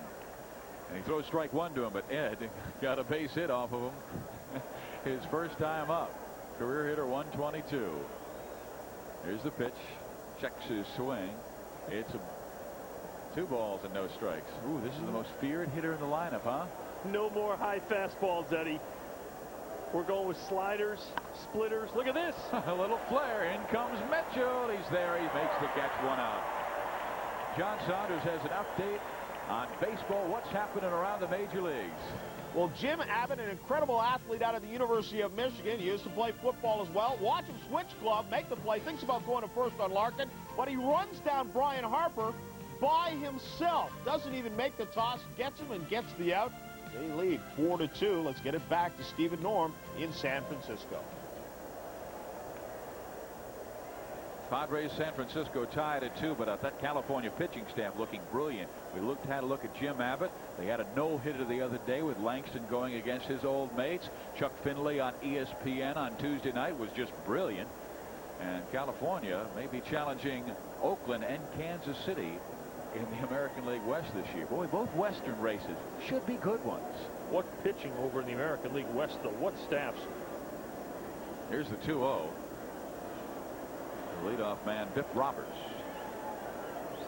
Count run 3 balls and no strikes to Biff. He's 1 for 2 in the ball game, tripled and scored in the first. Gurriel's looking for the strike zone and does not. Oh, he does that time, and Biff Roberts had already tossed the bat away, and Doug Harvey, the veteran, said, "Don't show me up.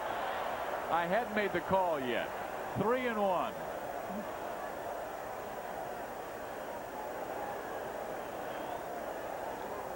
Well, I can see how Biff would throw it aside. That ball looked high.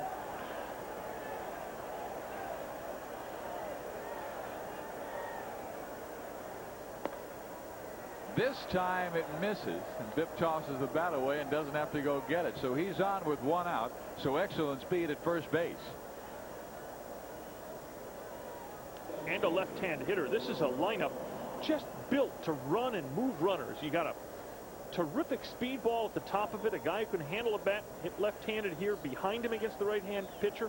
Then you got a Gwynn, Clark, and Carter trifecta. That's a fine lineup for San Diego. And then you've still got a bat as good as Santiago's down deep in this lineup. Roberts has a good lead at first base. Gurriel's with the move over.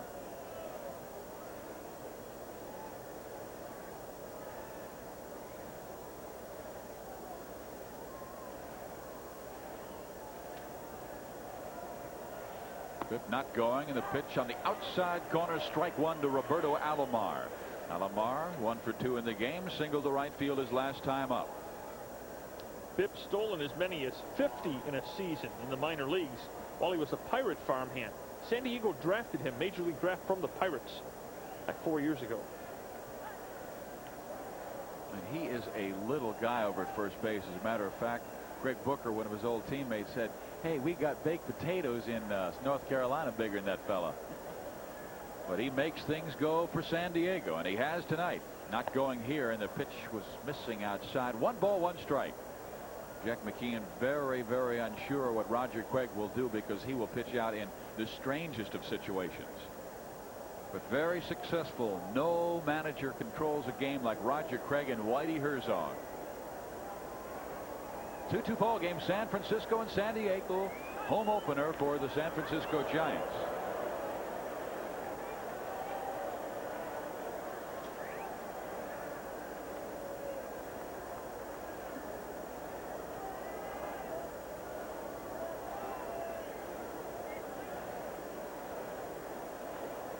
There it goes. Here's the pitch, foul off out of play. It's 1 ball, 2 strikes. And now the favor goes in Roger Craig's. He can do anything he wants. He can pitch out. Well, the Giants guessed right and the Padres guessed wrong there. Padres went hit and run. The Giants guessed and covered second base with the second baseman there. So that when Alomar tried to hit the ball on the outside, and Gurriel's put the ball in the right spot, outside corner, Alomar slapped it towards short. The shortstop was standing there. They're going home, and there goes Roberts. The pitch out. Kennedy had a tough time getting it out of his glove, and Roberts beats it easily.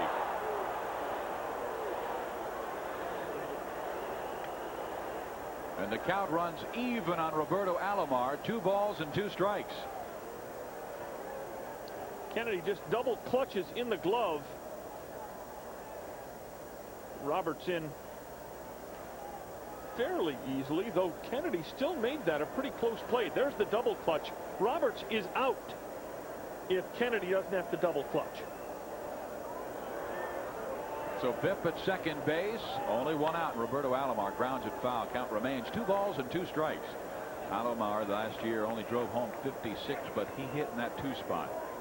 And until Biff arrived, they really did not have a fine leadoff man. Matter of fact, manager Jack McKeon wanted to make Paliarulo the third baseman. He never was able to respond. Biff Roberts had to go over and play third. Here's a pitch. Swing and a miss, and Scott Gorelts gets the strikeout, but was the ball tipped by Alomar? Yes, it was. So no strikeout. It stays at 2-2. Kennedy unable to hold on to that foul tip. Here's another inning in which the Padres' speed is playing a part. It played a part last inning, and here it comes again.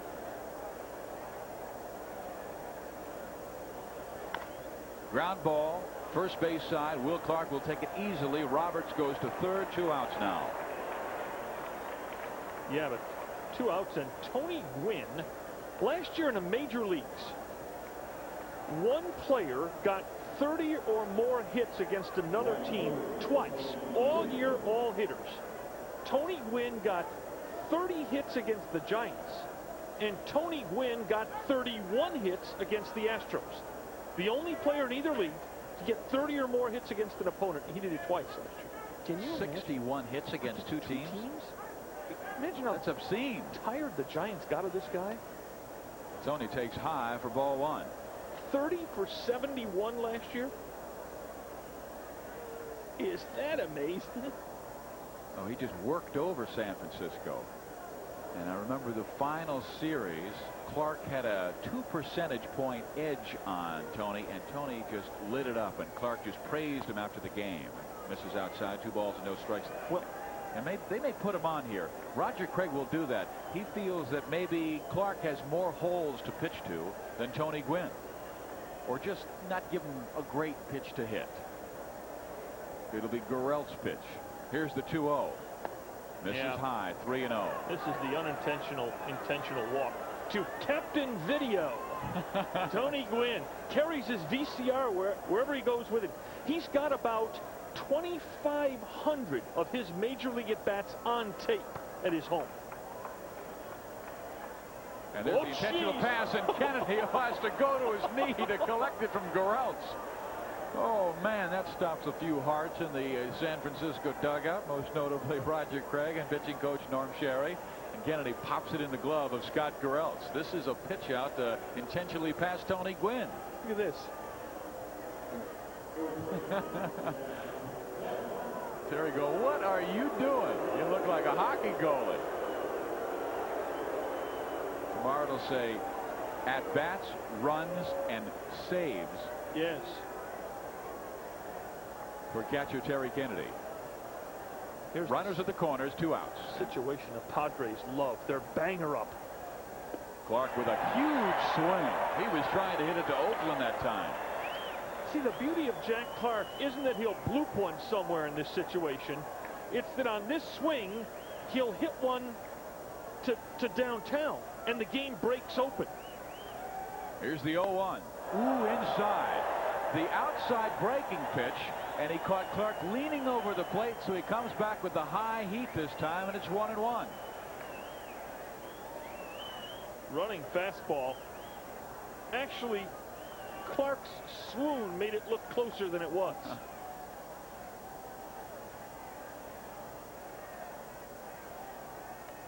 Fouls it back to the screen. Man, does he go after it. Boy, he's one of those hitters who you'll stop what you're doing. You won't go to the men's room. You won't go get a hot dog when you know Jack Clark's coming up, because you want to watch every single, not at bat, but every single plate appearance where he swings or misses or just checks his swing. Runner going. Here's the pitch. Missing outside, and Tony Gwynn easily to second base. So the count goes 2 balls, 2 strikes, 2 outs. The pitch before last, Scott Gorelts really got away with one. He threw a fastball out over the middle of the plate, and Clark just simply failed to time that baby. The 2-2 pitch, and Clark swings ground ball down the line, but foul. Again, Scott Gorelts with the heat up in the strike zone. Now, that may be a way to get Jack Clark. That may also be a way to get down 5-2 in this game. He's He's a good two-strike hitter. Brett Butler, Giants center fielder, was saying a lot of people call Jack Clark a great fastball hitter. He says, I think he's one of the best breaking ball pitchers in baseball. Better with 2 strikes. Here is the pitch, and it is a ground ball off the plate. So it will be, well, they're saying 2 balls and 2 strikes. One of the best breaking ball hitters, I should say. Clark last year, you saw the graphic on the enormous number of walks and strikeouts. You may see less of each this year because each total mounted because pitchers were trying to work around Clark. With Carter behind him this year, you probably won't see as many walks or strikeouts for Clark. First base is open. Here's the pitch. He throws his bat at it and swings and misses. But the bat hit the baseball. Kennedy could not come up with it. Remains at 2-2. Mark Laton comes out of the Giants dugout to check with Terry Kennedy because that bat may have skipped off his right hand. I'm sure it was probably the ball after he went after the foul tip. Let's take a look at it. Yep. Actually, the ball gets right through his hands, it appears, and catches him in the side by the chest protector, rib cage area. 2 balls, 2 strikes, 2 outs. We're in the 5th inning of a 2-2 ball game. Misses inside, and it's gone full. See, if Clark gets a pitch to hit this time at bat, it's because of the guy standing on the on-base circle. This is a perfect spot where last year you pitch around Jack Clark. You don't fiddle with him at all. But this year you got to worry about Joe Carter behind him.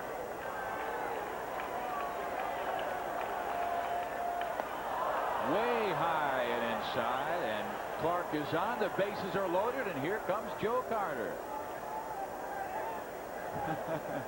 And Jack with a grin on his face. He lives nearby. Lives in Blackhawk in the Bay Area.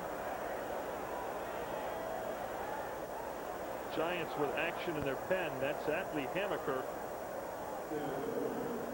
Now, Hammaker is probably getting ready to pitch to Fred Lynn. If Scott Gereltz doesn't get out of this inning with Carter, obviously a run or more scores, Gereltz probably doesn't survive the inning, and Hammaker pitches to Lynn. Well, here's Joe Carter. He's hit the ball hard twice, and he takes outside. Uh-oh. Scott Gereltz does not want to get behind here and have to come in to Joe Carter with a fastball. Carter came into this game hitting .067, but his last base hit beat the Dodgers. Here's the pitch. Stays upstairs. 2-0. He tried the slider, and that didn't work. Now you got the all-time question for a manager. Do you tell a banger like Carter to take a pitch? Gereltz is wild. It seems to figure that he should. But what if he grooves this ball to Carter? 3 walks in the inning, and out comes Roger Craig. And we may see the change right here with the count 2-0. Well, he may just talk with Scott Gereltz. You've got a right-hander against a right-hander. Hammaker is excellent against left-handed hitters. Not so much against right-handers as you might imagine. And there he is, the guy they're trying to replace Craig Lefferts with. Tell you what, that looks like a political convention on the mound. There's enough people out there to make a party. Everybody joined in. Carter, as you saw graphically just a moment ago, did not do well in a bases-loaded situation last year with the Indians. But again, realize that Carter, with the Indians, was not in a position where he had a good guy hitting behind him in the lineup. Inside, misses. 3-0. So Gereltz, who has already walked 3 in the inning, in danger of walking Joe Carter and bringing in the go-ahead run. This may be his last pitch of the game. Here's the 3-0 pitch to Joe Carter. In there. 3 balls, 1 strike. 2 outs. Bases loaded at Candlestick Park for the home opener. Manager Physiak, do you turn Carter loose here? Yes, I do. He's hitting in my 5 spot. He's got to prove to me, and he hits a ground ball. Matt Williams goes to second to get the force and get Gereltz out of the inning. So Geraltz with some clutch pitching here. We remain tied at 2. Let's now go to John Saunders at our ESPN Baseball Tonight studios. Thanks a lot, Stephen Norton. Joe Carter continues to struggle in the National League, but it is early. Let's look elsewhere down the freeway in Anaheim, California. The Angels are hosting the Minnesota Twins, and Lance Parrish, the catcher, just laces this one. A 2-run home run as it stays fair inside the seats. The bottom of the 5th inning, California leading the game 4-2 for Jim Abbott. I said earlier that spring training, it was short, only 3 weeks, and it hadn't affected anyone. At least it didn't look that way as we looked at some outstanding plays. Well, apparently it may have affected some of the players around the major leagues, including some of the pitchers like Philly reliever Chuck McElroy, who throws this one into center field. Brunansky even stayed where he was. John Mitchell on the intentional walk, can't find his catcher, throws it away. Mike Heath goes to third base, and Dan Schatzeder of Houston tries the pickoff play. Mike Morgan of the Dodgers, this one ends up in center field. The runner advanced over to third base. Let's take a look at some other scores, starting with the Mets and the Expos. It took 10, but they win at 4-1. Chicago, a 2-0 winner over Pittsburgh. Ryan Sandberg with a 2-run home run. He had 3 hits in the game. The Cardinals blow away the Phillies 11-0. Todd Zeile with a 2-run home run. He had 4 runs batted in. The Cardinals with 7 runs in the 9th inning. The Reds over the Braves 5-2. Chris Sabo with a leadoff home run in the 1st. He also had a home run in the 9th, 2 on the game. Murphy with a 2-run home run. Let's get it back to Steve and Norm, who are standing by in the Bay Area, as the Dodgers were also a winner over Houston. 6-1 was that final. It's 2-2 where you are. Opening night in San Francisco. Bottom of the 5th inning we go. San Diego and San Francisco locked in a 2-2 tie, but Scott Geraltz has seen his last action. He went 5 innings, gave up 2 runs and 7 hits, and now manager Roger Craig will make a change and bring Mike Laga in to pinch hit for Scott Geraltz, and we will see Atlee Hammaker when the Giants take the field in their half of the 6th. There's Mike Laga, last season, AAA, and he had some pretty good timely hits for San Francisco when he was called up. Most notably, Norm, the game I remember most was when the Giants came back from 8-0 deficit to beat the Cincinnati Reds at Riverfront Stadium, and he came up with the game-winning hit. That's the one where Roger Craig basically said, well, we're far behind in this. I'm going to rest all the starters for the last few innings, put the shock troops in, and the Shockers rally to win the game. Or did they ever? Well, Geraltz threw 91 pitches, 33 in the 5th inning. Here's Mike Laga. Only man to ever hit a baseball out of Busch Memorial Stadium in St. Louis. It was foul, though, but it was a long foul. This is the perpetual arrival first baseman. The Tigers thought he'd arrive, and the Cardinals thought he'd arrive. He's got enormous power. Perfect pinch hitter in this situation. Middle of the game where a swing can put you up. This is a good spot to use Laga. And they really play him to pull, and he pulls it, but he pops it up on the infield. Jack Clark has the play. 1 down. This is likely also to be Ed Whitson's final inning. He hits 4th next inning. And should anyone get on, 5 would probably be enough for Whitson, who threw a lot of pitches last inning. If there's any kind of a pitch count limit for Ed Whitson, he's probably pressing it right now because it took a long time for him to wiggle out of the bottom of the 4th. Well, he faces Brett Butler here.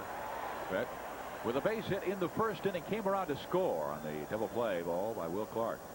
Butler singled, Bass followed with a base hit, runners in the corners. Clark grounded to a double play, but Brett scored the 1st run for San Francisco. We are tied at 2, bottom of the 5th inning. And again, the 3rd baseman, Biff Roberts, really pulling in. Butler takes high and outside. Ball 1.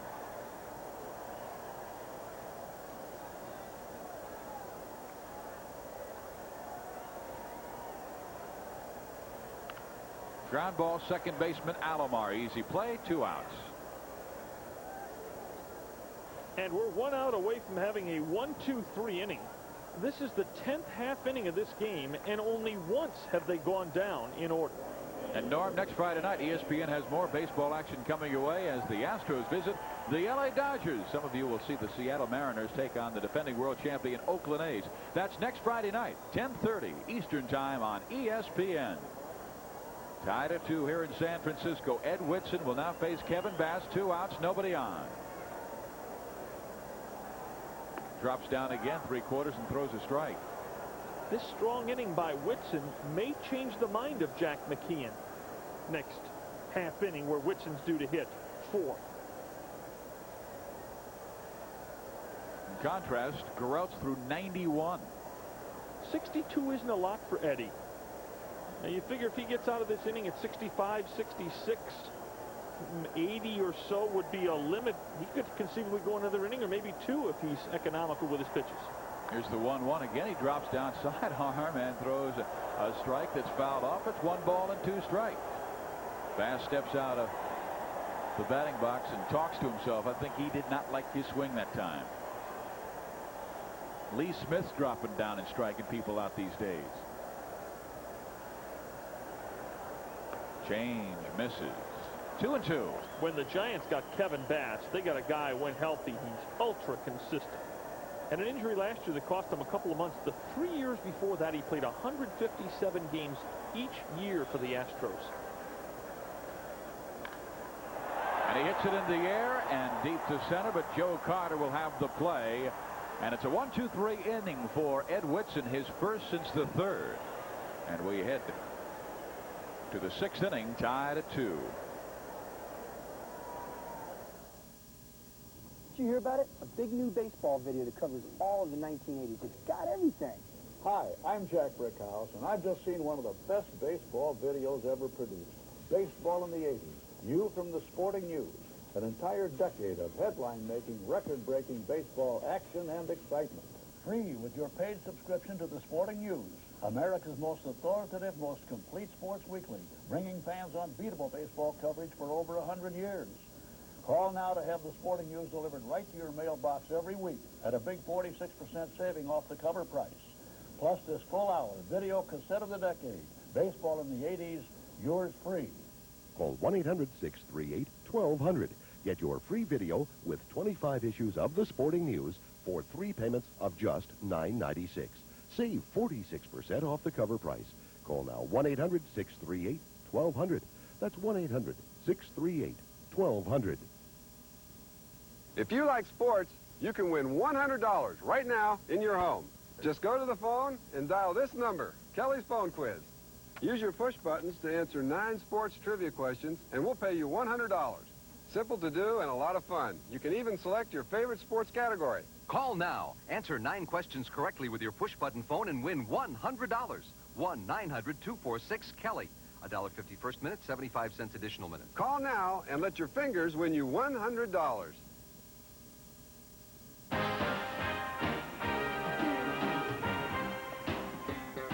ESPN Baseball Tonight, brought to you by Michelob Dry. Bold taste with no aftertaste. Mick Dry refreshes completely. And by BF Goodrich TA Tires, the athletic shoes for your car.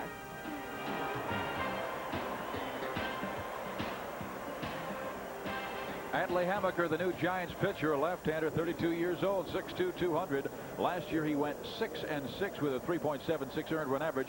And this is the gentleman with the score tied 2-2 that the Giants want to see hold this game. He is the heir to Craig Lefferts, who had 20 saves last year, and he wants to be their left-handed setup guy for Steve Bedrosian. And we must tell you right now that Steve Bedrosian is not with the club this evening because his son, his second son, Cody, was diagnosed this morning with leukemia. And visiting with Brett Butler, who is his next-door neighbor in Atlanta, Georgia, his wife Evelyn called him this morning and told him the situation, and he said, you know, obviously it's very, very tragic, but there is good news in that it is with the bone, not with the blood. And here is a smash by Fred Lynn into center field, and Butler comes on to make the catch. But Butler wanted to send the prayers from San Francisco Giants and from ESPN as well to Steve Bedrosian and his family.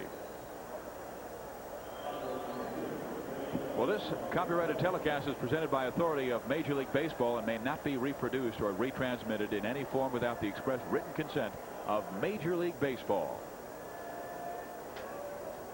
2-2 ball game, San Francisco and San Diego. Benito Santiago steps to the plate with 1 out here in inning number 6.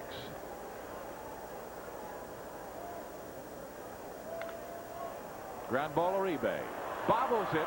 Santiago can run, but Uribe regathers himself in time and throws him out 2 down.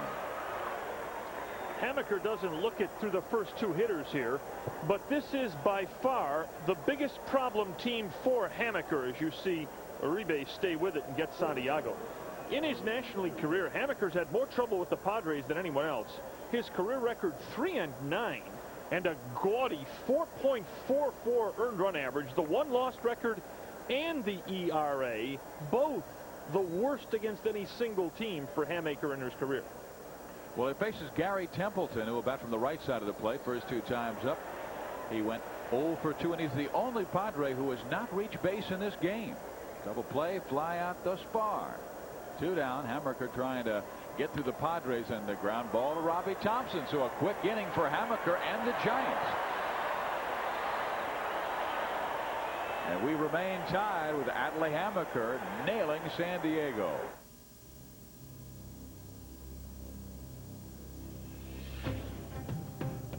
There are those who thirst for something different, an escape from the ordinary. For them, there is a beer that refreshes like no other. Michelob Dry. Once you've experienced its bold taste with no aftertaste, there's no going back. Maybe the reason more people switch to Glidden than any other paint in the last 5 years is because it lasts year after year, no matter what the weather. Glidden, a better way to paint. The Hodgson family has been building boats for 5 generations, and they use Craftsman, a line of 1,600 hand tools, all guaranteed forever.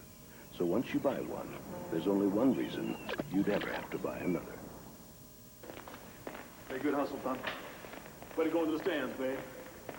Hey, you really killed yourself out there today, kid.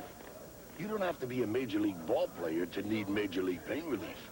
Ben Gay Sports Balm. Real relief for sore muscles.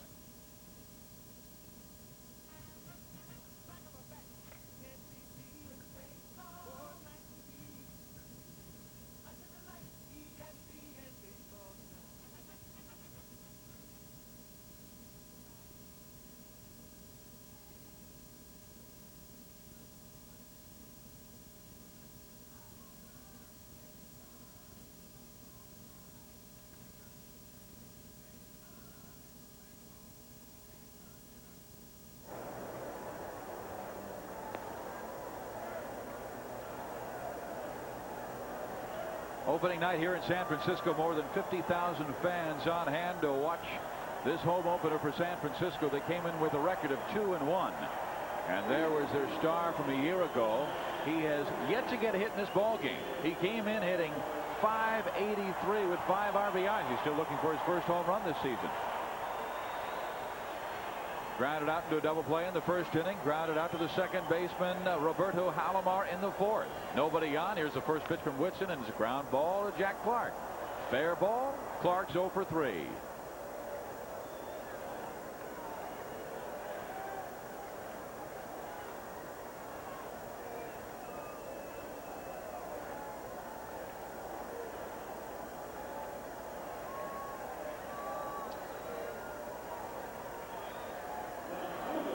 The question about Kevin Mitchell, the Giants cleanup hitter here, is can he do it again? That seems to be the question that's bouncing around the major leagues. Can he put together an awesome season like last year? You know, Steve, when you consider he was bothered by injuries the last month, he could have had even better numbers than he had. Takes low for a ball. You're right, he had the wrist problem all season long. He also has tendinitis in his right knee, and that's the knee he likes to push off on at bat. Pull the rib muscle. I'll tell you what, he played through it and had a marvelous season. 47 home runs, 125 RBIs. And he goes up there hacking. It's 2 balls and no strikes, and Santiago wants to talk with Ed Whitson with 1 out here in the bottom of the 6th, the 2-2 ball game between San Diego and San Francisco. Bothered by the injury problems in September, he drove in only 15 runs. That was his worst month of the season. You know, conceivably, if he's ultra healthy, add 3 or 4 more home runs and another 10 RBIs and refigure his season, and it really gets gaudy. Into the 50s in homers and into the 130s in RBIs. Here's the 2-0 pitch to Kevin. In there for a strike. 2 balls and 1 strike. And he's a guy who does not like to walk. He had a ton of them last year, 87, but he wants to swing that bat. Here's the 2-1 pitch. Takes it inside. 3-1. Mitchell and Matt Williams, if they can keep things going. Robbie Thompson. He drove in the run. Robbie. That tied the game at 2. Boy, great place to turn Mitchell loose to hit the cripple against Whitson. In there, 3-1. And that's usually a pitch that Kevin will swing at. If it's close, he's taking a cut. 22, he led the staff. But 16 of them were solo home runs, so maybe this is the situation. Mitchell flails it foul.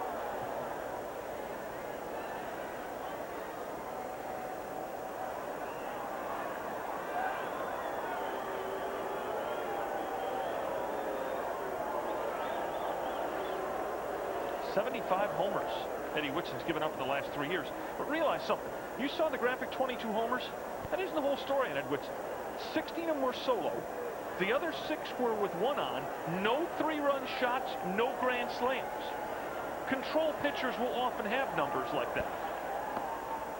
Kevin takes inside, ball 4, so Mitchell is on the go-ahead run for San Francisco, and here comes Matt Williams. Well, that was a good pitch Kevin Mitchell took. Whitson put that ball just about where he wanted to. He wanted it on the inner half of the plate and up, a jam job on Mitchell. Mitchell probably couldn't have hit that pitch, and he probably got a little lucky from Doug Harvey to get it called ball 4. Only his 2nd walk in the game. The first, you remember, was intentional when they walked Terry Kennedy to load the bases before Jose Uribe sent a fly ball to left field. And here's Williams, and here's the pitch. Popped up into shallow right field. In comes Gwynn. Out goes Alomar. He'll make the play. 2 down, and Mitchell returns to first. But another good sign from Matt Williams. Whitson tried to go on the outside corner on him again, and Matt Williams tried to do the same thing he did last time. Take the ball to right field. Good idea for Matt Williams. Just didn't execute well, but the idea was sound. Tied at 2 here in San Francisco. And we've got coming up on Sunday night, John Miller, Joe Morgan, the Mets and the Expos, live 8 o'clock Eastern time. That should beat Abe Dandy because the Expos are trying to piece things back together after losing Mark Langston. Robbie Thompson takes the first pitch for a strike. 0-1. Mitchell at first base. 2 outs. 2-2 ball game here at Candlestick Park in San Francisco. Crowd bundled up. Temperature at game time was 58 degrees. Now it's at 53. Temperature and the wind still swirling around. Breaking pitch stays inside. 1 ball and 1 strike to Robbie. That's his numbers this year. Not a bad start for April. In there, 1-2. Not a bad month for April for a lot of guys.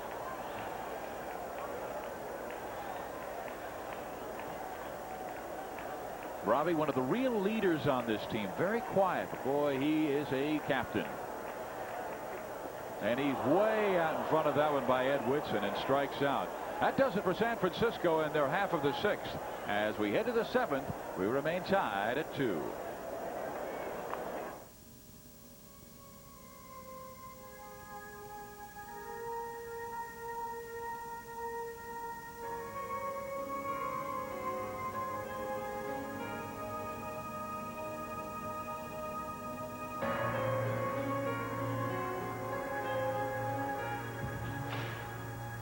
Life's full of simple pleasures, like the comfort of Levi's jeans, or had you forgotten?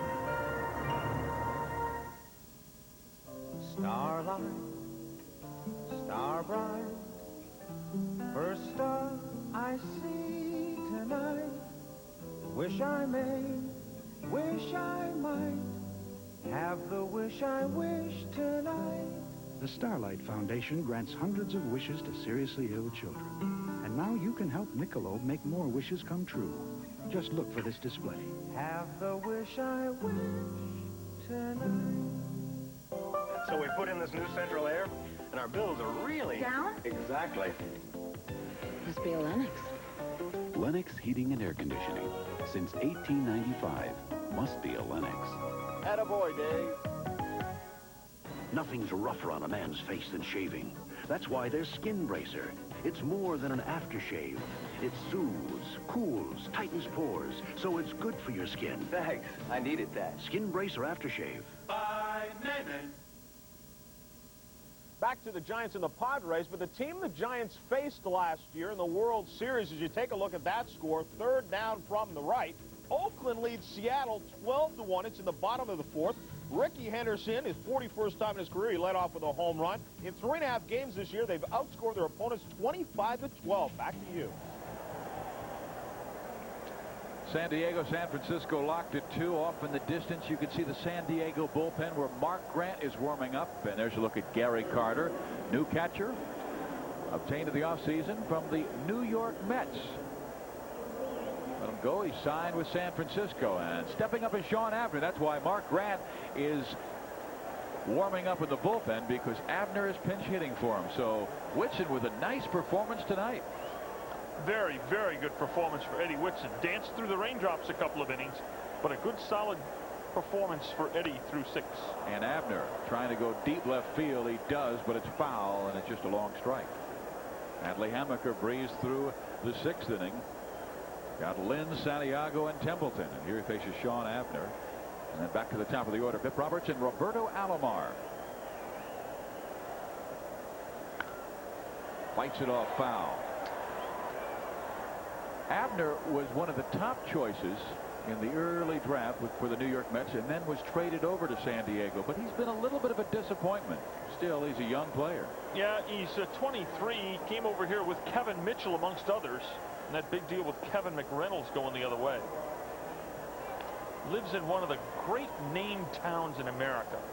Mechanicsburg, Pennsylvania. Think you can get your car fixed there? He pounds this one foul. It's 1-2. That is an industrial town. He has a little bit of trouble with the breaking stuff, and with Hammaker with that good sinker and hard slider, well, he can get the job done. Bip Roberts on deck. Abner's one of those guys that has to feel some of the pressure of the 27-man roster. The guys sitting the benches are the on-the-bubble types. Will get few opportunities these first 3 weeks to prove one way or another. And this is a big shot for Abner. Swing and a miss. Sean Abner is cut down by Adley Hammaker. The first strikeout for Hammaker in the game. So he has pushed aside the first 4 Padres that he has faced. You know, whenever Adley Hammaker comes in the game, you know the music that they play for certain players when they come in? They should play "Nobody Knows the Trouble I've Seen" behind Adley Hammaker when he comes in the game. This guy has spent a lifetime on the disabled list. You ready for this? 79 DL, muscle strain, left shoulder. 80 DL, muscle strain, left shoulder. 83 DL, sore left shoulder. 84 DL, rotator cuff surgery. Bip Roberts pops it up right side. In comes Bass. Out goes Thompson. Thompson makes the catch, 2 outs. I continue. 84 DL, bone spurs, left elbow. 86 DL, more rotator cuff surgery. 87 DL, recurring rehabilitation from the rotator cuff surgery. 89 DL, strained tendon, left bicep. And finally, 89 DL, torn cartilage, left knee. 9 DL stints in his career in 10 years for Adley Hammaker. Roberto Alomar standing in there, takes a strike. And Hammaker has thrown 14 pitches now. 12 have been for strikes. So he is right on tonight.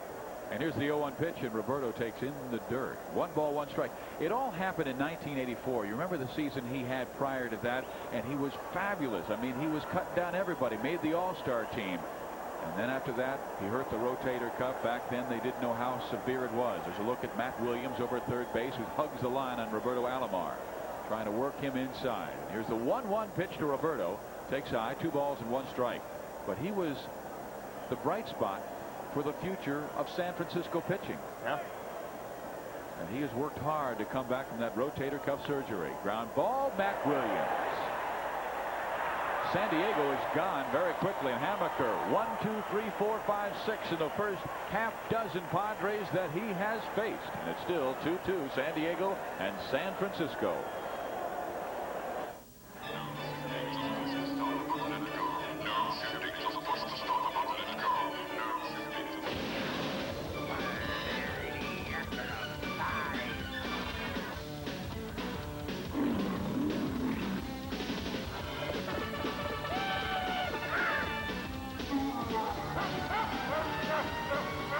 When it comes to rides, this one is serious fun.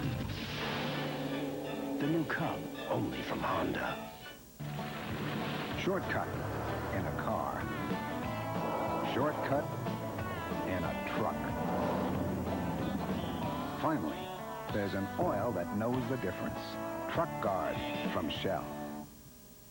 If you just ask for a light beer, give me a light. You never know what you'll get. Thoughts? No, actually, Bud Light. So if you want the clean, fresh taste that won't fill you up and never lets you down, ask for Bud Light. Yours? No, because everything else Give me a light. Showtime! is just a light. When I bite into a York peppermint patty, I get the sensation of frosty window panes and old man winter knocking at my door. York Peppermint Patty. Get the sensation. Dutch Boy is now at Sears at introductory sale prices. Get the look with Dutch Boy's satin finish interior or exterior paint. But hurry in because these special prices are here through Saturday only.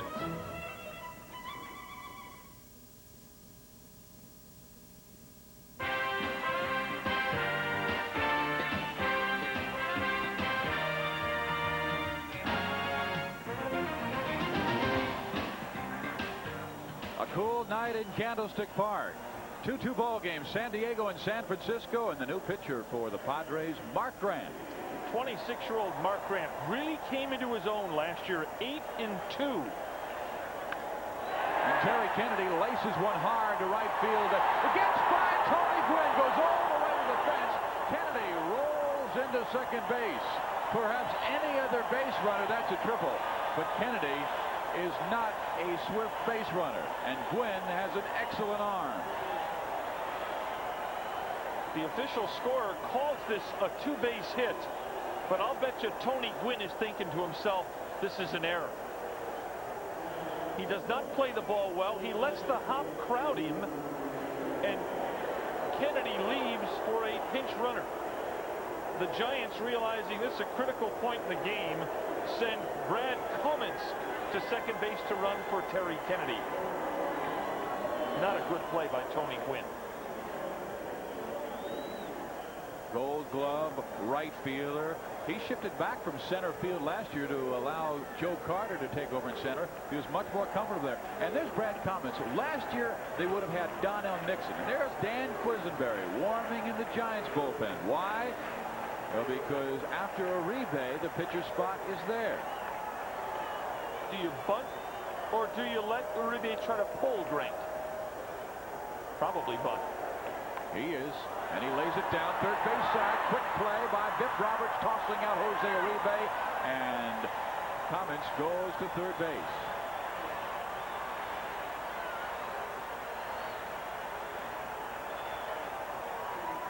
So nicely done by Jose Uribe, and the Giants have the go-ahead run on here in the bottom of the seventh of a 2-2 ball game.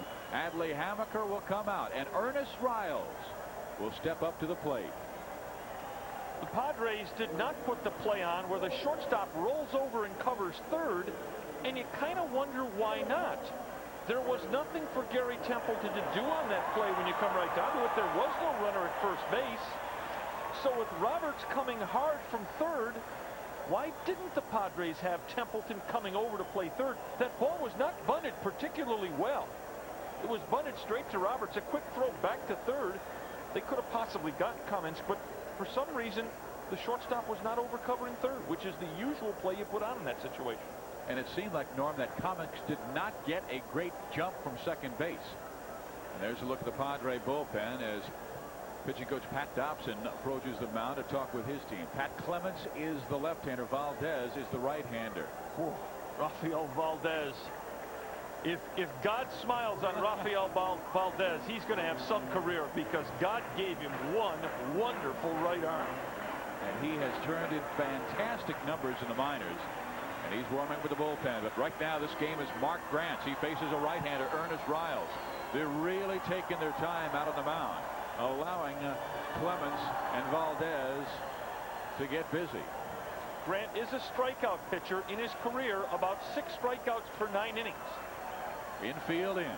Playing for the play at the plate. 2-2 ball game. Bottom of the 7th here at opening day for Candlestick Park. And Riles takes inside with the fastball. 1 ball, no strikes. Riles, a good hitter for the San Francisco Giants last year. He played just about every infield position, all except first base, and he played left field and right field. Came over some huge clutch hits.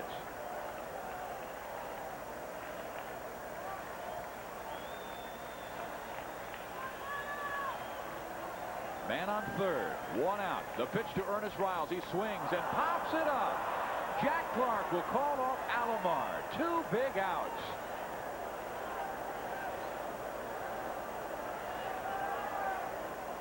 Now the Padres must not relax in this situation. They must stay alert for, amongst other things, the bunt. You've got good speed at third in Kamensk, and you've got a very accomplished bunter at the plate in Brett Butler, with Jack Clark, who is not the most mobile of first basemen down there. Clark's got to realize that Butler could drag him in this situation. In fact, Clark and Alomar standing over there chatting, and it just now breaks up. That could well be the subject of the discussion. And as you can see, Butler, 23 bunt base hits last year. And there is Roger Craig relaying the signs out to third base coach Bill Fahey, who gives them right to that man, Brett Butler. Clark even with the bag at first. Yeah, and Alomar cheated a couple of steps in at second also. Santiago went out to make sure everything was straight with Grant. Here's the pitch in there for strike 1. Now the infielders back up just a bit. Clark at first base. He was even with the bag. Now he's about 3 feet beyond. Yeah, but as Grant comes set, I'll bet you Clark takes that step or 2 forward. You cannot relax against Brett Butler in this situation. No balls, 1 strike. Roberts in at third. Here's the pitch to home plate. In there, strike 2. And the crowd howls at that pitch. Well, Butler's got this little way of picking his arms up as the pitch goes by. Watch this now. See, and it gives the fans the feeling the ball was inside. But Grant with that fastball that runs a little bit back over the inside corner. No question that ball was strike 2.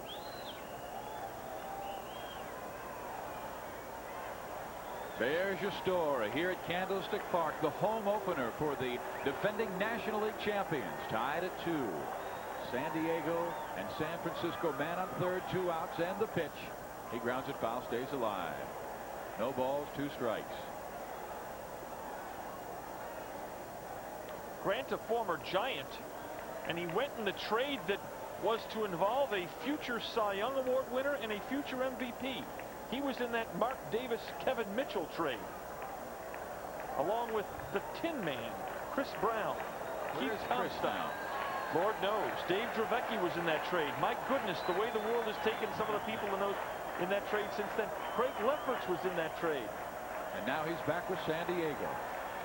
Here at the stick, tied at 2. Grant with the 0-2 pitch to Brett Butler. Way high and inside. It's 1-2. Nice play by Santiago. That riding fastball up and in. Santiago makes a nice backhanded save. Grant's story in his past, they weren't sure if he was going to take baseball that seriously. He loved the after-dinner stuff. And after the game was over, Pat Dobson has turned his game around. Here's the 1-2 to Brett Butler, high and outside. 2 balls, 2 strikes.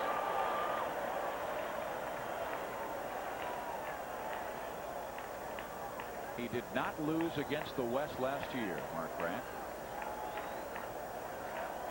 The Engineers in motion. Keane and Craig, the man with the baseball, Mark Grant.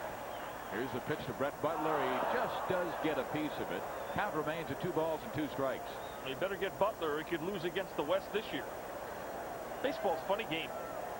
Padres were not shut out the last 65 games of last season. This season starts and they promptly get shut out by Tim Belcher. He's going to shut out a lot of people. He had 8 last year, and I tell you, that 1-2 combination of Hershiser and Belcher for the Dodgers was just brilliant. Belcher's really grown up. Tell you what, they've got some other dynamite arms in that team too. Young John Wetland is a very, very good young pitcher. And Ramon Martinez, oh my. Circle change. That's the one pitch that Pat Dobson gave that guy, Mark Grant. He was a fastball slider pitcher. Valdez and Clements, they're ready. Here's the 2-2 to Brett Butler. Misses outside. 3 balls and 2 strikes. If Butler can get on, Kevin Bass is on deck.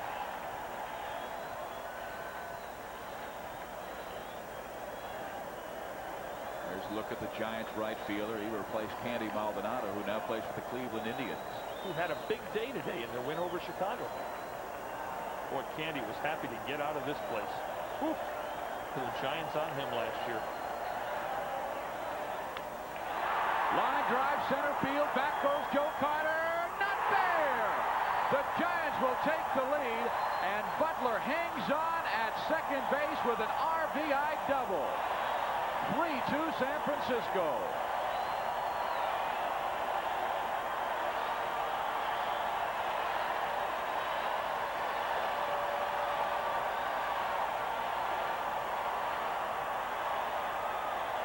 Well, he hung in there. The count was 0-2, and he fought right back. Grant gets a fastball right out over the plate and way up in the strike zone. And Butler, not known for much power, hits this ball about 390 feet over Joe Carter's head, short hops the center field wall. And the last guy in the world you'd expect to show power in the late innings in a clutch situation in this Giants team puts him ahead. The wind is blowing out about 15 miles an hour. Here's Kevin Bass. Missing outside is Mark Grant. It's 1 ball, no strikes.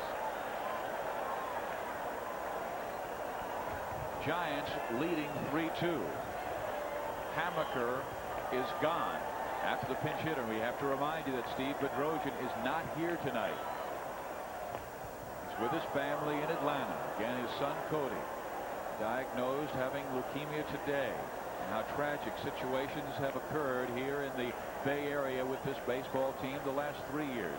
Jose Uribe lost his wife, giving birth 2 years ago, and of course Dave Dravecky last year.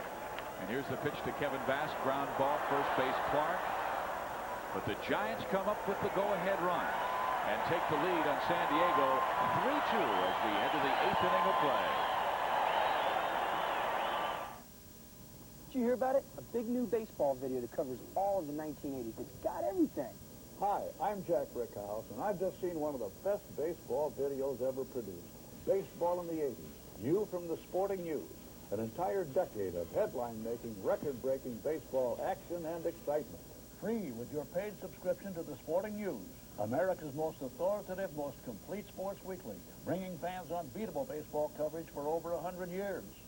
Call now to have the Sporting News delivered right to your mailbox every week at a big 46% saving off the cover price. Plus this full-hour video cassette of the decade, Baseball in the 80s, yours free. Call 1-800-638-1200. Get your free video with 25 issues of the Sporting News for 3 payments of just $9.96.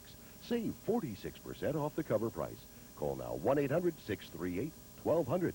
That's 1-800-638-1200. If you like sports, you can win $100 right now in your home. Just go to the phone and dial this number, Kelly's Phone Quiz. Use your push buttons to answer 9 sports trivia questions, and we'll pay you $100. Simple to do and a lot of fun. You can even select your favorite sports category. Call now. Answer 9 questions correctly with your push-button phone and win $100. 1-900-246-KELLY. $1.50 first minute, 75 cents additional minute. Call now and let your fingers win you $100. Friday night doubleheader. This is game 2 on ESPN, and the San Francisco Giants lead the San Diego Padres 3-2. And we've talked about the troubles that the San Francisco pitching staff has had. Dave Dravecky threw out the first baseball at the San Diego Padres Los Angeles Dodgers opener on Tuesday night. And Dravecky, we all heard about his cancer in his left arm, how he fought back last year, and there he lobs her in. But one of the true gentlemen in the game. New pitcher for San Francisco, Dan Quisenberry, former great relief artist for the Kansas City Royals, and then last year for the St. Louis Cardinals, has 244 career saves, and must try and nail this one down for Atlee Hammaker. One of the true oddballs of the game. This guy, if you had to choose to be locked in an elevator for 12 hours with anybody in the major leagues, this is a good choice. This is a funny man. This is a bright man. This is a man with his life in perspective. Dan Quisenberry is a dynamite guy. And he throws underhanded and throws strike one. If you haven't seen the Sports Illustrated issue, the baseball preview issue, Dan Quisenberry rates the bullpens. Literally, not the pitchers, the physical area, the bullpen itself. Tony Gwynn, hard ground ball, Robbie Thompson. And that is what Dan Quisenberry will do if he's on. That sinker that really drops down and produces ground balls. And Robbie Thompson takes care. He may like it here in San Francisco. The first time he's worked on natural grass. He had the turf in Kansas City, the turf in St. Louis. Really gets through. This is a high grass here at Candlestick Park, and perhaps that's the reason he made his choice to sign out here. Well, you know, Steve Quiz went through some bad years. The late 80s were not good to him, but when he came over to St. Louis last year, hey, his year with St. Louis was very good. 3-1, 2.64 earned run average, 63 appearances. That's a pretty good year for a spot pitcher, and this guy's a valuable, solid, steady bullpen pitcher. Well, here's Jack Clark, and boy, they play him to pull. I mean, and Matt Williams is absolutely hugging the line, and then you have Jose Uribe completely pulled around. Matt, he could dive and take a base hit away from the third base coach. Yes. Mitchell deep in left. Butler very deep in center. And Clark fouls it off. 1 ball, 1 strike. Tell you what's funny, though, about the Giant defense here, Steve. The shortstop pulls way around and the center fielder pulls way around, but the second baseman remains pretty standard and the right fielder remains pretty standard. Look at the gap up the middle and look at the gap to right center. The book on Clark is when he pulls it hard. When he goes the other way, he hits sort of normal right field spray patterns. Well, here's the 1-1 pitch. This time misses low. And it's 2 balls and 1 strike to Jack Clark. Basically, what you won't get, this defense is telling you from Jack Clark, is the ball hit hard right up the middle. That's the ball Jack won't hit. Now, let's see. Again, they work the outside corner. And it's 2 balls and 2 strikes. And, you know, if you try and pull that outside pitch, you're talking ground ball Jose Uribe. Yes. Yeah, you got a worm killer. But 8 bounces. And with Jack's speed, he doesn't beat out 8 bouncers. Misses inside. 3 balls, 2 strikes, 1 out. Giants leading 3-2 as we're in the top of the 8th inning here at Candlestick Park. And there's a look at that underhanded delivery of Dan Quisenberry, and the pitch that just barely missed. We'll see another sinker here, and Clark fouls it off. 3-2. You know, the one thing about Quisenberry, he's always thrown slow, but when he got up in age, up near 35, well, he just dropped a couple of miles an hour off, and that made the sinker, the difference between the fastball and the sinker, that much, and it wasn't as effective. That's exactly right. Here's the payoff to Jack Clark with 1 out. And again, he stays alive. 3-2. We got a couple of resurrected careers as the battery now for the Giants. Quisenberry and Carter have been around the block a couple of times, haven't they? Gary Carter signed in the offseason, had a miserable year last year, only hitting 183, but boy, he still knows the hitters and still calls a great game, working with Dan Quisenberry. And Clark smashes it deep left. Look out here. Back goes Mitchell to the fence. Gone, and we're tied at 3.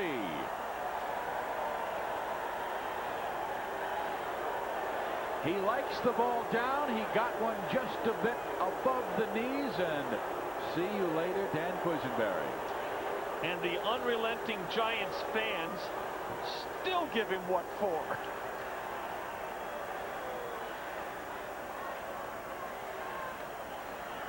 The hits are even. The runs are even here in the top of the 8th, and Joe Carter steps to the plate.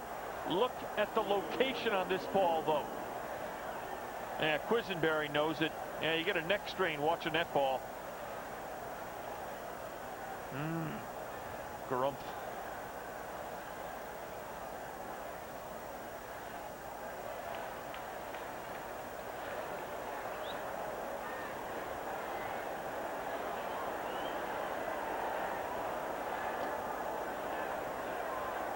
So Joe Carter standing in now, and he sends a ground ball. Jose Uribe scoops it.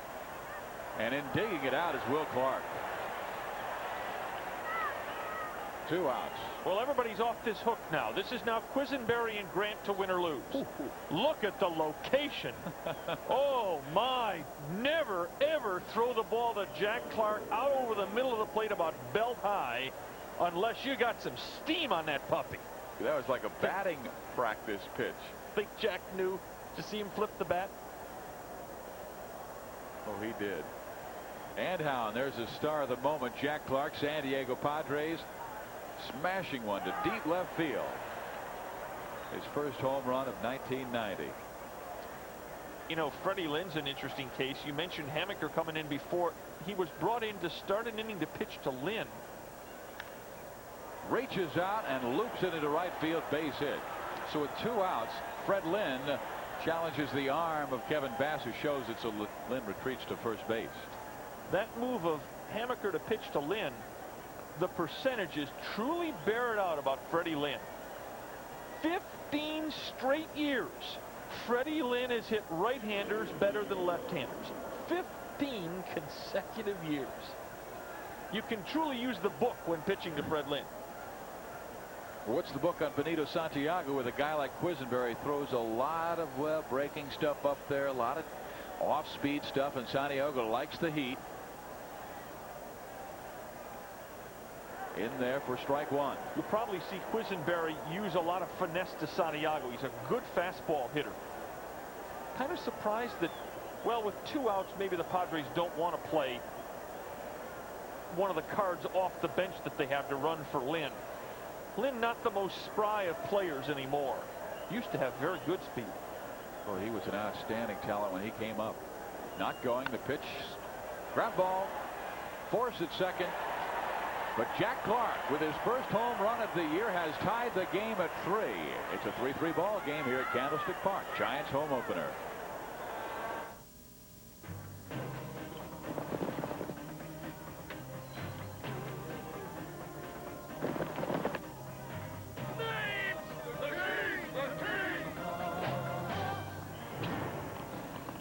I say, put on some steaks and get the Queen a Bud Light.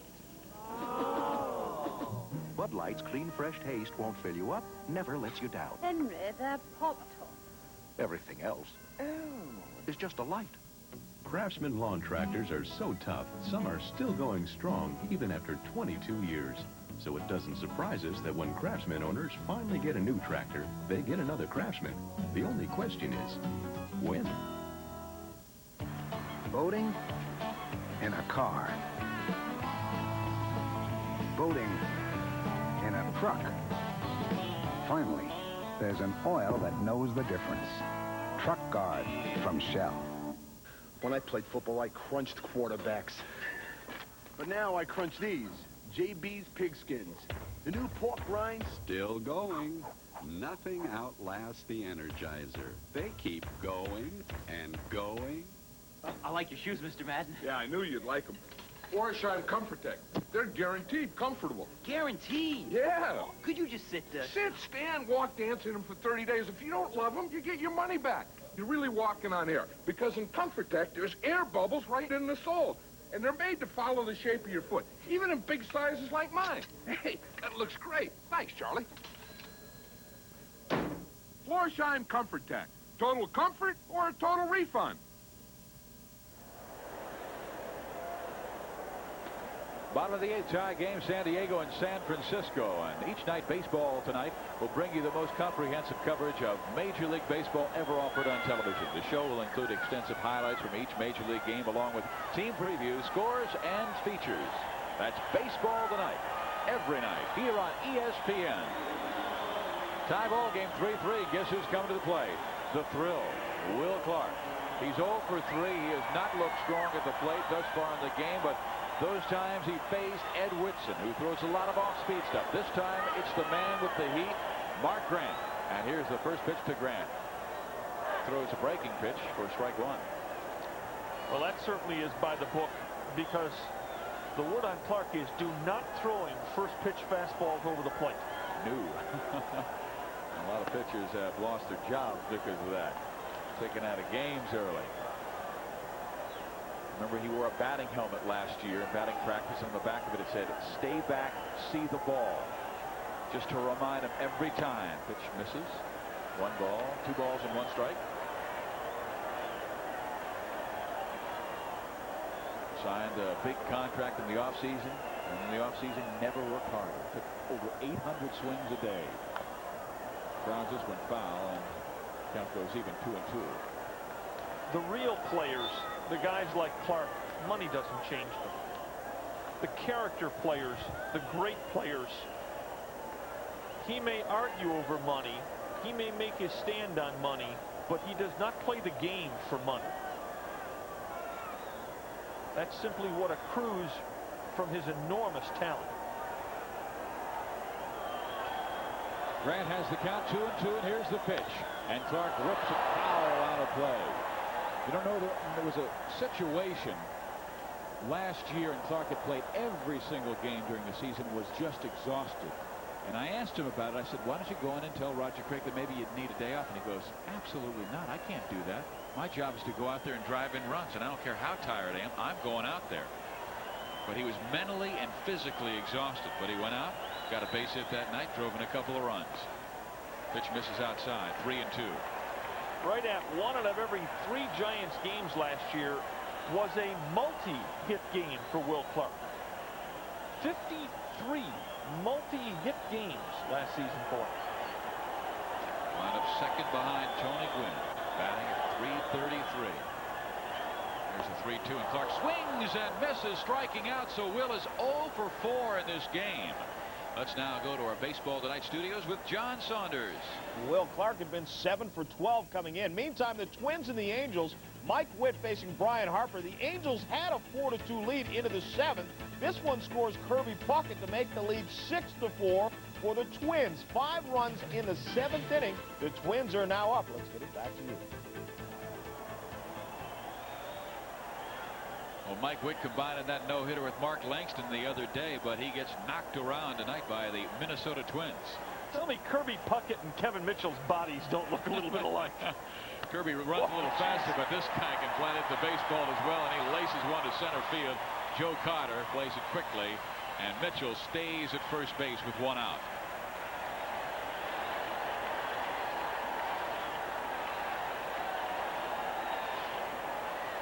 Good pitch. Hey, Mark Grant made a fine pitch. He stuck that tailing fastball right on the outside corner at the knees. Problem is, they don't pay Kevin Mitchell the money they pay him to take pitches like that.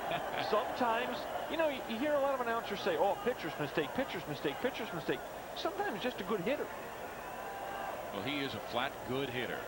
I mean, he hit so well in the minor leagues and then bounced around from the Mets to San Diego, and seems like he's finally found a home here at Candlestick Park. Let's see. We're going to change left fielders for the Padres. Darren Jackson comes in for Fred Lynn. So we'll have the double switch. Yeah, it appears Mark Grant's gone. And they're going to bring the right-hander to pitch to Matty Williams. Or are they? So the pitcher who will come on, Greg Harris, will hit in Fred Lynn's spot.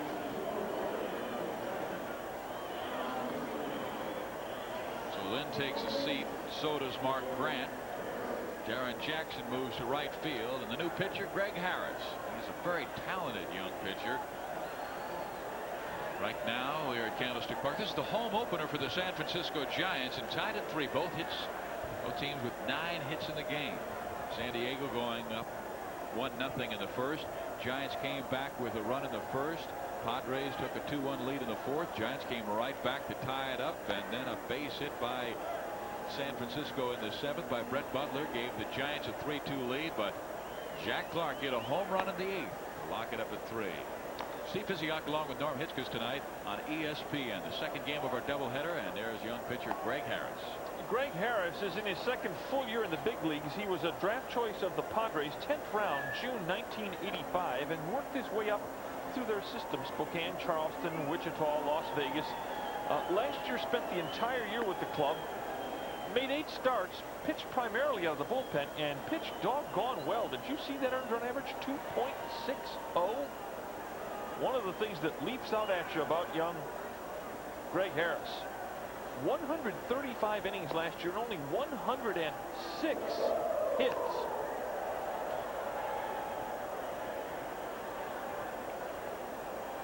A 3-3 ball game here in San Francisco, and we've got the Mets and Expos coming away on ESPN this Sunday, live 8 o'clock Eastern time. It's a Sunday night special with Joe Morgan and John Miller.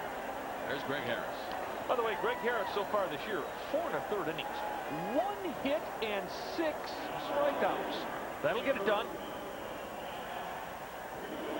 So we had the power duel before, with Quisenberry facing Jack Clark, and Clark, of course, supplying the power. There's Darren Jackson. He's the new right fielder replacing Fred Lynn. And now we've got Greg Harris, who has a very live arm, going against power hitting third baseman Matt Williams from San Francisco. And he goes the opposite way with foul.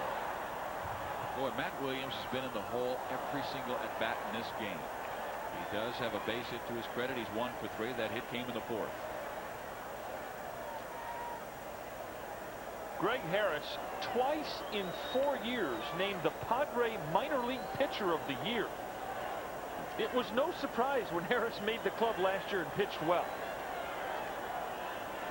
This is a guy that a lot of people feel will wind up being their closer. Mitchell is not really a threat to go. He did have a stolen base last year. Jack Clark will hold him. Harris throws a fastball in the upper 80s, but his outpitch may be the curveball. Pat Dobson taught it. Told him to throw it. Boy, he did. Start really was his outpitch. Williams, hard ground ball. Third base Roberts. They get 1. They get 2. And San Diego gets San Francisco out of the inning. We're still tied at 3 here at Candlestick Park in San Francisco. The Giants home opener. Saturday morning.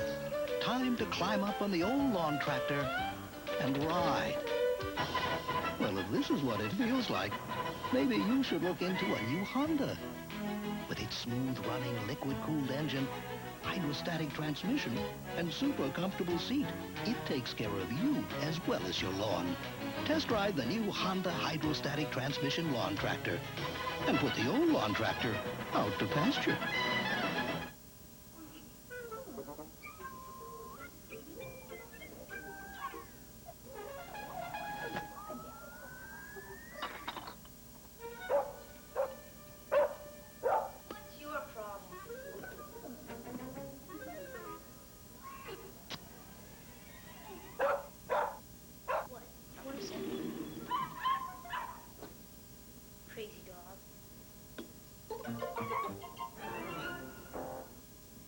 Think you've got problems?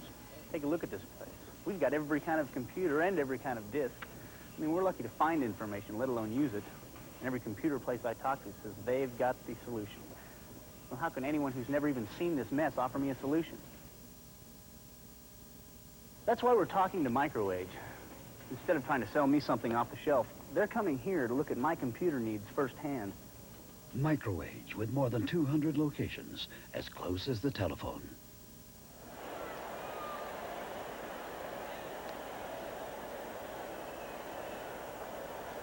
Sellout crowd at Candlestick Park for the Giants home opener. Jack Clark tied it up with a long home run, his first of the year, and we're tied at 3. Dan Quisenberry back in the mound, working with his battery mate Gary Carter. And the Plate comes Gary Templeton. He'll be followed by Darren Jackson, and then back to the top of the order in Bip Roberts. Templeton this game 0 for 3. The only San Diego batter not to reach base in this game. And the starting line. Here's Dan Quisenberry. He's the man who delivered that high sinker to Jack Clark, and he took it way out of here. First pitch from Quisenberry to Templeton is way inside. Templeton just bends out of the way. Gary acquired from St. Louis in that Ozzie Smith deal. This guy was one of the absolute fantastic talents when he came up. Only man ever to get 100 hits from both sides of the plate. 111 from this side, 100 from the right side. Here's the pitch. He goes down the line, left field, extra bases. Templeton making the turn. Mitchell over quickly to cut it off. Here comes the throw. Look out here. Oh, he's in there. So a leadoff double for Gary Templeton.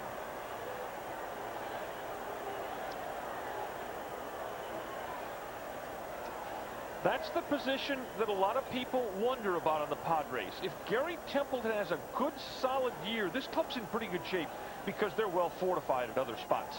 But there are some people that wonder if Templeton started downhill a little bit, and a shortstop going downhill is not the nicest thing to try to coax into postseason play. But this certainly doesn't look like Gary Templeton's downhill. Not at all. Well, you know, he has the tendonitis in his knees, and he has suffered from that the last couple of years. And it has slowed him down. He may have had a stand-up double about 5 years ago. This time he has a head-first slide.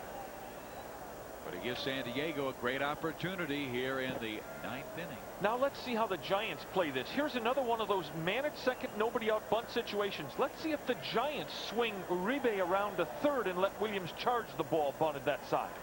Well, here's Darren Jackson. Infield comes in. Clark comes in hard. The bunt is foul. Strike one. Darren Jackson was included in the deal with Calvin Schiraldi and infielder Phil Stevenson, who also, by the way, made this team. From the Cubs late last August, that sent Luis Salazar and Captain Marvel. Captain Marvel Wynn to the Cubs for their stretch run. Salazar and Wynn still good, solid contributors on the Cubs team. Good trade all the way around. Schiraldi seems to have settled in here, and Stevenson and Jackson each made this roster. Let's see if they change up here on the defense. Williams stayed at third that time. Clark will come hustling again. Jackson squares. He bunts third base side. Quisenberry grabs it. Quick toss. No. We've got runners in the corners and still nobody out. So what a beautiful bunt by Darren Jackson. You will not see a better bunted ball in this situation ever. Jackson lays this ball right down on the grass. Quisenberry probably should have let that ball go to Matt Williams. Once Quisenberry backhands this ball, his momentum carries him over the third base line. But hey, it's doubtful Matty Williams throws him out either. Perhaps he lets it roll to see if it goes foul. Looked like it was going to stay fair, but it was such a good butt, there was really no chance. Infield really in, playing for the play at the plate. Nobody out. Runners at the corners. Tie game at 3, 9th inning. And the pitch by Quisenberry misses outside. One of the problems the Giants have in this situation is the sad situation regarding Steve Bedrosian. This is the point Bedrock might have been in this game, but the Giants have a weakened bullpen not only by his absence, but by a lot of other things that have happened to their staff. Misses outside again. 2 balls and no strikes. And it appears that Randy O'Neal is warming in the Giants bullpen. Well, they got available Righty O'Neal, Righty McGaffigan, Eric Gunderson, a rookie lefty. He will start tomorrow. So he's not available. Swan's not available. I guess Swan could pitch. Catches the outside corner. 2 balls, 1 strike. Russ Swan is also a baby lefty. And the other guy that sits down there is Jeff Brantley. Brantley worked 3 1/3 yesterday. He can't go today. The Giants very short on bullpenners. And there it is. It is Randy O'Neal, the right-hander. Quisenberry has runners in the corners, no one out. Here's the 2-1 to Bip Roberts, and he lines one hard right field. In comes a pass off his glove, and in comes Templeton. 4-3 San Diego, rounding third and coming home. The Padres now lead 5-3. Darren Jackson right now is the star, even though Bip Roberts comes up with that line drive off the glove of Kevin Bass. But it was the bunt that made it all possible. That's got to be E9 on Kevin Bass. The Padres get very lucky there. Do you know Templeton did not tag up? He played that ball halfway. That could have been a base running mistake if Bass makes that catch. But he doesn't. Roberts really rips this ball, by the way. Take nothing away from the shot that Bip Roberts hit. And Bass just doesn't catch it. It's got to be E9.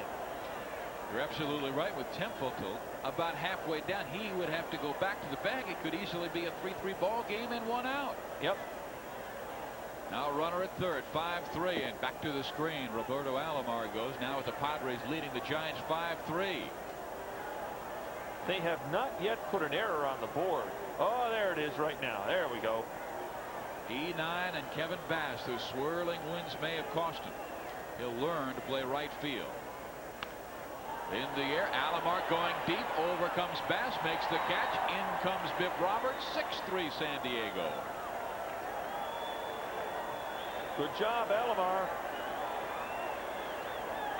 Get the ball in the air. Get as much pop on it as you can. Suddenly the Padres are in a position to steal the Giants' home opener. And they do it comeback style. Jack Clark's home run in the top of the 8th to tie it. And here were 3 runs in the top of the 9th. And that takes us to Tony Gwynn. He's up there with 2 outs, nobody on, but 3 runs already in. Pitch to Gwynn. Only 1 out. Should have been 2. You're right, with Bass dropping the baseball. Down the line. Foul.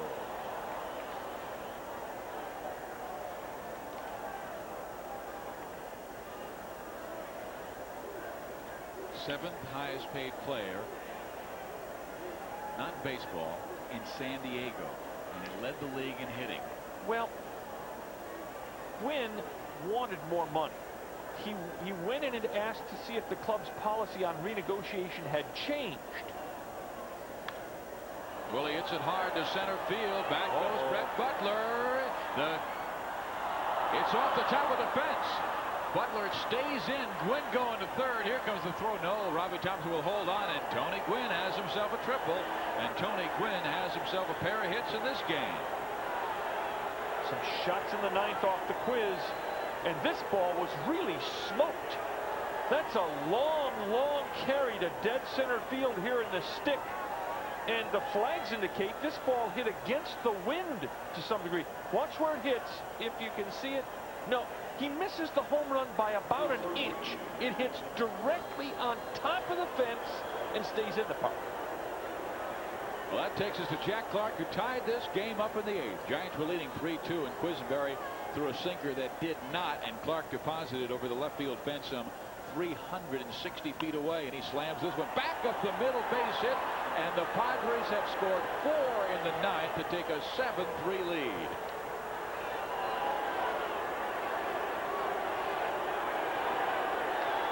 And out comes Roger Craig, and out goes Dan Quisenberry.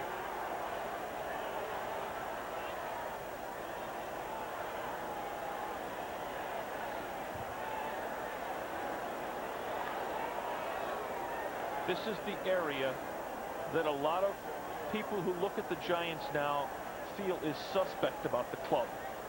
It's not so much Quisenberry. He'd have made this team, no question. But the problem on the Giants is that with Downs gone, and Robinson gone, and Alvarez gone, then compounding the bullpen problems, Trevor Wilson comes to camp and was very, very poor in spring training and get cut. All of a sudden, the Giants have a staff that's very thin of ability. And with a Bedrosian now suffering the personal tragedy, it makes the staff even thinner. And that man that people say is a pitching genius looks like he's going to have to do another year of juggling. He's just running out of weapons.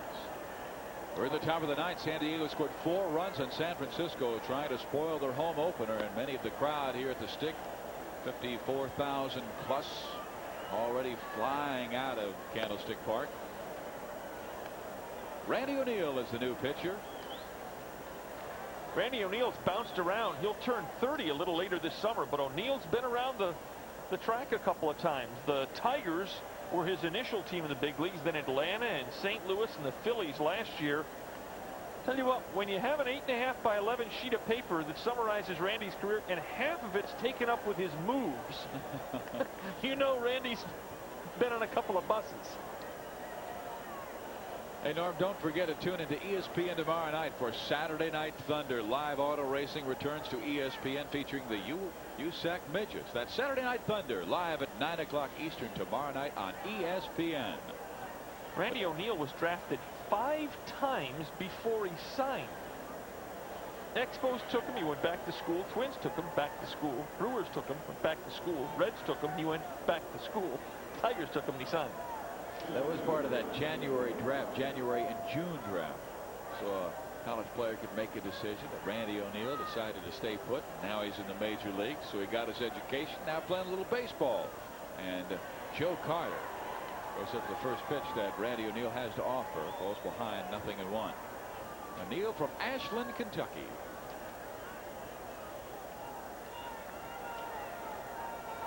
Carter with now 2 hits on the year. He swings and misses a delivery by O'Neal and is in the hole, 0-2. First base is Jack Clark. 4 runs already in. San Diego claiming a 7-3 lead here in the top of the 9th on the San Francisco Giants.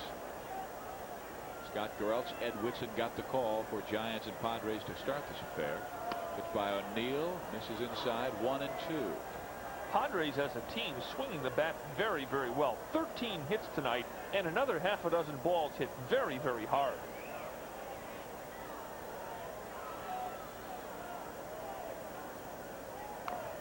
Ground ball, foul. When you get up by 4 runs in the 9th inning, perhaps at this particular moment, they don't need a Mark Davis. But well, when will they need him down the road? Exactly right. You know, Davis had part in 53% of their wins last year. He either won them or saved them. The offense will obviously take some pressure off the staff. Ground ball, foul. Remains at 1-2, so they have to ask the question, will Grant be the closer? Will Greg Harris be the closer? Could Craig Lefferts be the closer? But normally you don't want a left-handed pitcher, even though Craig Lefferts does have a fine screwball to right-handed hitters. Lefferts has to prove that he is the closing man. He has always been the setup guy.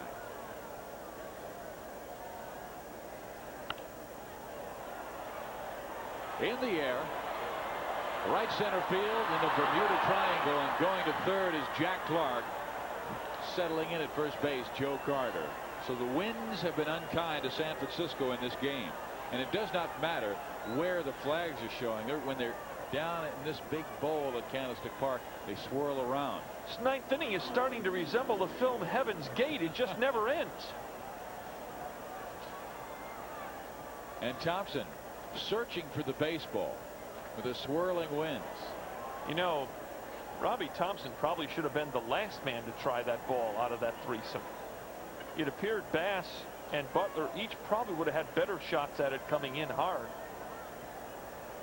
So still only 1 out. This inning not over for San Diego. They've already scored 4. You know, just a thought for you. The kid at the plate may wind up being their closer. The reason you don't start the year saying, hey, you're the closer, is it puts a lot of pressure on him. He's been in the big leagues 1 year, Greg Harris, but he's certainly got the arm to be a closer. They feel he's got the mentality to be a closer. And if he can be the closer on this club, the staff sets up perfectly. Because then Grant's your right-hander in the middle. Then you go to your left-hander Clemens in the middle. Then you go to your right-hander Schiraldi. Then you go to your left-hander Lefferts, and then you go to your right-hander Harris. The staff sets up beautifully if Harris comes on to be your right-hand closer. And their starting staff is really set, and they just love Andy Bennis. Greg Harris pulls the bat back, takes a strike, though. What's not to love about Andy Bennis? Can he pump it? Live arm, great deal of courage. To say he's not afraid to pitch inside. Well, Roger Craig will have to rethink this one as he sends rookie Eric Gunderson tomorrow against San Diego. Harris swing there. 0-2. I guess at this point, McKeon figuring he has enough, leading 7-3, because this is almost a classic situation where you squeeze with a pitcher at the bat. Well, he's gone very quickly, and O'Neill has the strikeout. So 2 outs now here in the top of the 9th. 4 runs already in. San Diego claiming a 7-3 lead on San Francisco. The Padres have pounded out 14 hits. The big one came this inning. Line shot right at Kevin Bast, went off the heel of his glove on into right field. 2 runs came in. San Diego broke the 3-3 tie. Now they lead 7-3, and Benito Santiago stepping in there with runners at the corners, 2 outs. I look at my score sheet. They've got 14 hits, and I've got 4 indications of line drives that were caught, and another line drive that Bass didn't catch in right field and was charged with an error on. Santiago takes a strike.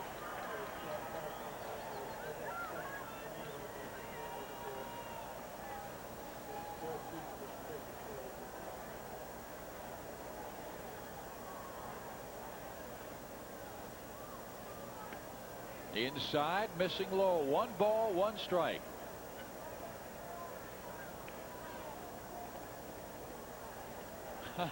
Look at Benito's jersey. His name is spelled wrong. Let me tell you something. Santiago. If he starts hitting, that will not change. You know, you'd think a guy who's been in this league and has been a star, this is an all-star, they'd know how to spell his name. And that's his own clubhouse guy. It looks like a Japanese beer. Yes.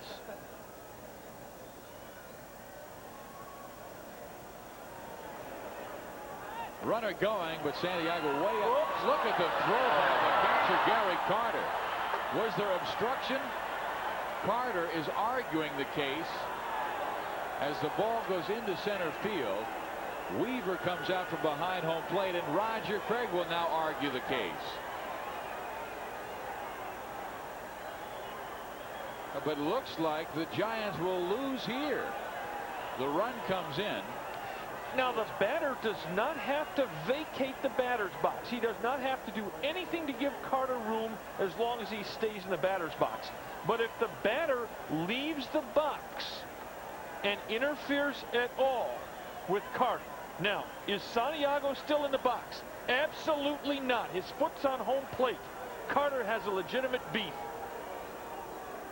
So a run scores on the error by Gary Carter. And it's 8-3 San Diego. The Padres have scored 5 here in the 9th. And Joe Carter is at third base, still with 2 outs. And O'Neill has had no luck at all. And it's popped up. Foul territory. Over goes Clark. Who's going to take it? Finally, Will Clark does. And the inning finally is over for the San Francisco Giants. But the Padres score 5 to take an 8-3 lead. Who's that? Our neighbor Orrin. Ever since he got his new Murray, he's been mowing the whole neighborhood. When you pay good money for a mower, you want it to be tough and dependable. Does such a good job, we're making the yard bigger. What? Does such a Murray mowers are as tough as they come, cutting after cutting after cutting. That Murray's a good buy. What? Goodbye. Oh, say hello to Edna. Murray mowers, tough as they come. See, the house is completely renovated with the very best heating and cooling system. Must be a Lennox. So we put in this new central air, and our bills are really... Down? Exactly. Must be a Lennox. Our furnace? Not a day of trouble, ever. Must be a good one. Must be a Lennox. It must be. Lennox Heating and Air Conditioning. Since 1895. Must be a Lennox. Attaboy, Dave. We're measuring consumer response to the new Suzuki Swift 4-door sedan. Do not attempt to adjust your set. The new Swift has more front legroom than this Rolls-Royce. More front headroom than this Mercedes-Benz. Gets better gas mileage than this Volkswagen. Starting at less than $7,400, the Swift costs less than this child's toy. This concludes our test. For complete results, see the Suzuki dealer nearest you.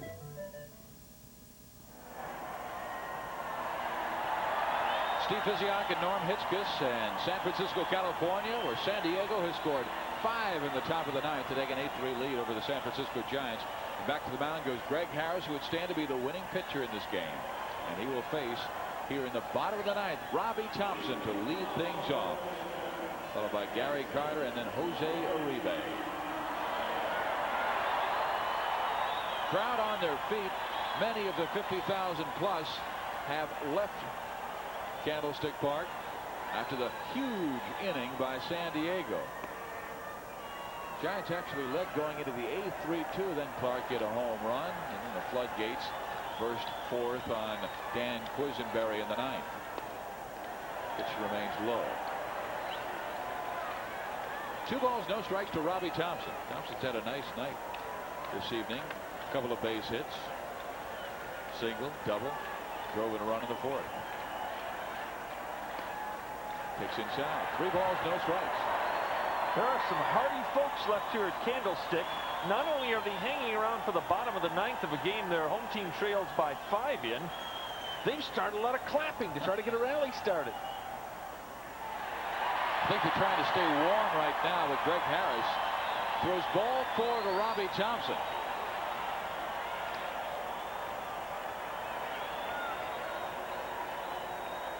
Giants need 4 more of those to bring the tying run to the plate.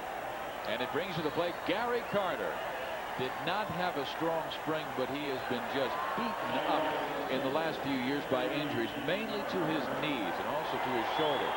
But that back right leg has tendonitis in his knee, and that was the push leg when he drives on a pitch.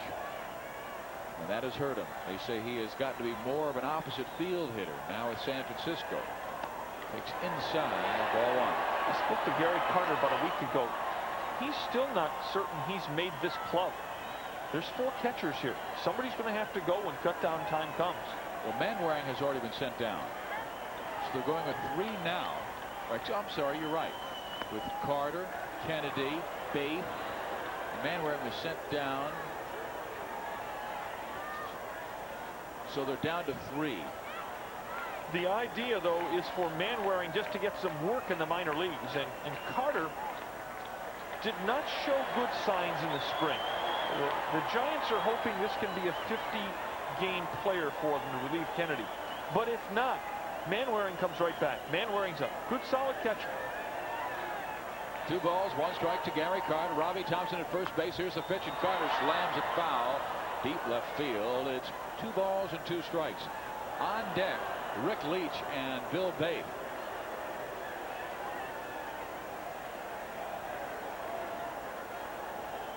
Carter does not run well. San Diego Padres infield at double play depth. We had 5 early double plays, but we have not had one since. We're talking the first 3 innings. Balls in the dirt, blocked nicely by Benito Santiago. And Harris has gone wild. If Harris goes, in fact, already the trot toward the bullpen starts as backup catcher Mark Parent heads out there. And the Padres will get somebody ready. Here's the 3-2 to Gary Carter. Pitch it high in the air. Shallow left field. Templeton fighting the ball.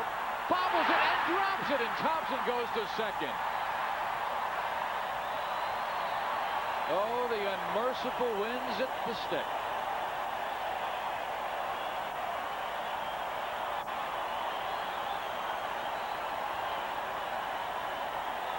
You'd have to be here to get the full proper feel of how this ball moved around on Templeton. That ball probably wound up 50 feet towards center field from where it should have. I mean, it was twisting around there. And anytime you see nervous feet like Gary Temple and you go, uh-oh. Well, the Giants fans got used to cardiac games last year. The Giants were one of the most outrageous comeback type clubs last year. And you're going to have to prove to them they're not going to be the type again this year before you'll shut the fans off. Well, they're standing and applauding. Here's Rick Leach. And there's Craig Leffert, former Giant who had 20 saves last year. As the former Michigan quarterback, Rick Leach. Well, see, it's not hard to dream if you're a Giants fan 2 on, nobody out. If you can get 2 of the next 3 men on, you get to Bass, Clark, and Mitchell. That's the idea of this game. 2 of the next 3 to get on, and then Bass and Clark become the tying run of the game. This is a guy that was a very good pinch hitter in Texas last year. He's a good, solid player. Good, solid bench player. I was really surprised he was let go. 2 on, nobody out. Giants trailing 8-3. The pitch to Leach. Breaking pitch in the outside corner. Strike 1. The Padres figure to win this game in their last at-bat. They got 5 in the 9th. Notice they lost only 9 in the opponent's last at-bat. They won 17 games in their last at-bat. They had the best record in wins versus losses in last at-bat games.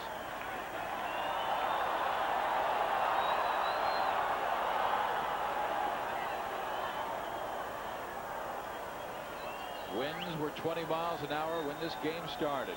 Who knows what they are now? And you can never tell which direction they're blowing. One flag's blowing to the east, the other one's blowing to the west. 8-3 ball game. San Diego has the lead. Greg Harris just trying to get out of the ninth. Pitch to Rick Leach. Stays with the off-speed stuff. 1 ball, 1 strike. Give you your trivia question of the night, pal. You ready? Rick Leach finished 3rd in the Heisman balloting as a quarterback at Michigan. Score 1 and 2. Ooh. You're going to have to give me the answer to that one. After this pitch. Beauty in there. 1 ball, 2 strikes.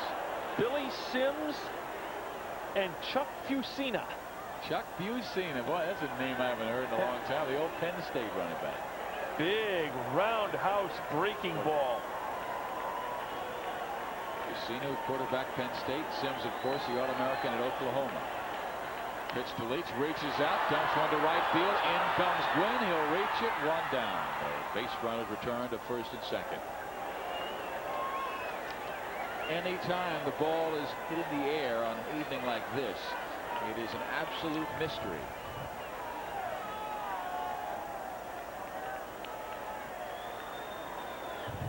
And that flag has been twisted around so much it has no idea. There's a tough one in straightaway center field. Here's another guy who had a fine spring hitting the ball for the Giants. Bill Bay forced his way onto this rock versus spare part. And if he had any kind of defensive consistency, he may be their starting catcher. Well, there's no question about his stick. He's got the stick of a starting player. It is very difficult to find 300 hitting catchers in the minors, but that's what Bates is. 2 on, 1 out. We had 5 double plays in the first 3 innings of this game. We haven't had one since. Pitch to Bates. In there, strike 1.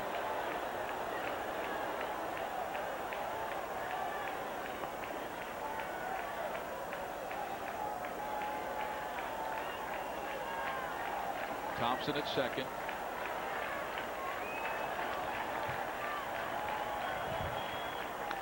Bates reaches out and grounds it foul, and he's in the hole, 0-2. A clue to the fact that Greg Harris, the San Diego pitcher, hasn't been in the league very long. He shows up for tonight's game at Candlestick, a night game, and he isn't wearing a shirt underneath his uniform. He's out there bare-armed.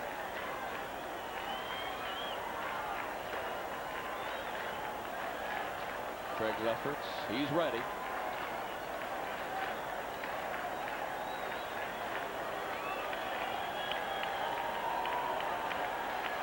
Thompson at second, Carter at first. 1 out.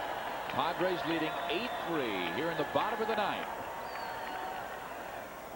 Bates checks his swing, balls in the dirt. 2 balls and 2 strikes. Harris' stay in this game probably depends on this hitter. Jack McKeon isn't going to go very far with him when you figure the next 3 guys would all hit left against Harris.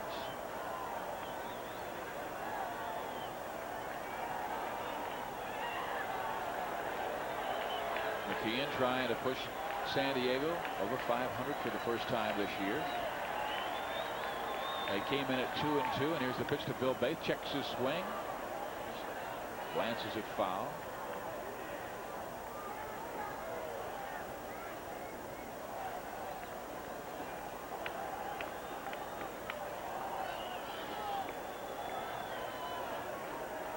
Roger Craig is feeling very confident. Jack McKeon even more so, but Craig was confident he's got a man warming up in the bullpen. His team down by 5. Bottom of the 9th inning. 1 out. The count 1-2 to Bill Bate. Runners take their leads, and the pitch is way outside. 2-2. Started tonight with San Diego scoring a run in the first. Giants came back in the first to tie it up. Padres went ahead in the 4th. Giants tied it up. And then San Francisco took the first lead in the bottom of the 7th at 3-2, but Jack Clark's home run tied it up off Dan Quisenberry. And then Quiz gave up all 5 runs in that 9th. And Bate pops it up, but will it stay in play? Santiago racing over, makes the catch, 2 outs. Santiago made that play look pretty easy, and it was not an easy play. The third baseman, Biff Roberts, could not get there for this ball. He'd have never gotten to the ball. No, Norm, were the rumors swirling last year with Sandy Alomar having 2 great back-to-back seasons in Las Vegas. Would he be the new catcher? Would Santiago be dealt? And now it's all over. Benito is their catcher. And Alomar's in Cleveland. There was a lot of talk at one time of the rift between McKeon and Santiago being the reason that Santiago would be the one gone, not Alomar. But the Padres basically took the bird in the hand versus the 2 in the bush. They knew what they had in Santiago, and it's good. Although Alomar had a wonderful spring for the Cleveland Indians. Yeah, but spring and minor leagues, you bet. That's all into the ballpark. Santiago's done it. He's done it on a major league basis. The pitchers like him. He's got a terrific arm. Oh, my. Just visited with Greg Harris. Padres trying to nail down this 8-3 win. Spoil the home opener for the San Francisco Giants. Thompson leads from second. Carter from first. Here's the pitch to Brett Butler, and it's strike 1. Kevin Bass is on deck. Nice composure by the youngster Harris. After a walk to start the inning and then a pop fly dropped, it could have ruffled other pitchers. He settled down. He threw strikes to Leach, threw strikes to Bay, gets ahead of Butler. Now as a count, 1 ball, 1 strike to Brett Butler.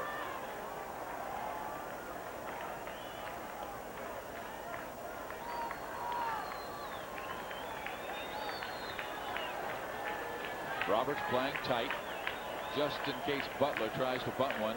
Very doubtful here in the 9th inning with 2 outs. Clark off the bag at third, playing behind the base runner Gary Carter. And here's the 1-1 pitch to Brett Butler high, and they're trying the pickoff play, and they get it to end the game. Robbie Thompson is picked off by Benito Santiago, and the Padres win 8-3. What a way to end a game. Well, he picked off 7 last year just like that. You don't have to give Santiago's cannon much room, and he loves to throw the ball around the infield. Just loves to zip it. And Thompson had wandered too far away from second base, and Benito Santiago, one of the stars tonight. San Diego had plenty of them. Greg Harris gets the win. San Francisco loses their home opener, and they're now 2-2 on the season. And here's Benito Santiago. Last year, every time he threw the guy out at second base, he was on his knees. He finally stood up this time. And Robbie Thompson, you are gone. And so too is San Francisco. So the home opener here at Candlestick Park is spoiled as the 54,000 head out on a cold night in April. Winning pitcher Greg Harris, losing pitcher Dan Quisenberry. Coming up on Baseball Tonight. Next Friday, we've got the Houston Astros going against the Los Angeles Dodgers. Our regional game, Seattle against the Oakland A's. Santiago throws out Thompson to end the game. The Padres beat the Giants 8-3. For Norm Hitzges, I'm Steve Physiak. Let's go back to our Baseball Tonight studios and John Saunders. Thanks a lot, Steve and Norm. 8-3 is the final. The season begins in San Francisco the way it ended last year against the Oakland A's with a loss. A reminder now, before we get you to Sports Center, that we have more baseball action coming your way on Sunday night. The first of our Sunday night schedule will be the New York Mets at the Montreal Expos, joined John Miller and Hall of Famer Joe Morgan. They'll have the call live at 8 Eastern. The Twins and the Angels. Minnesota with 5 runs in the 7th inning. They win at 7-4 is the final there. Parrish with a 2-run homer, but Dwyer had the 2-run single pinch hitting. The A's and the Mariners. The A's have outscored their opponents 26-15 in 3+ games. 24-10 is what they are down the Seattle Mariners. That's all the time we have for baseball tonight. Sports Center's up next with Eric Clemens and Ann Montgomery. See you later.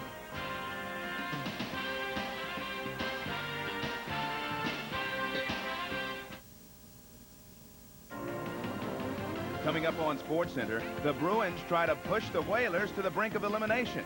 But Pat Burns knows talk is cheap in the playoffs. His Canadiens were doing in Buffalo.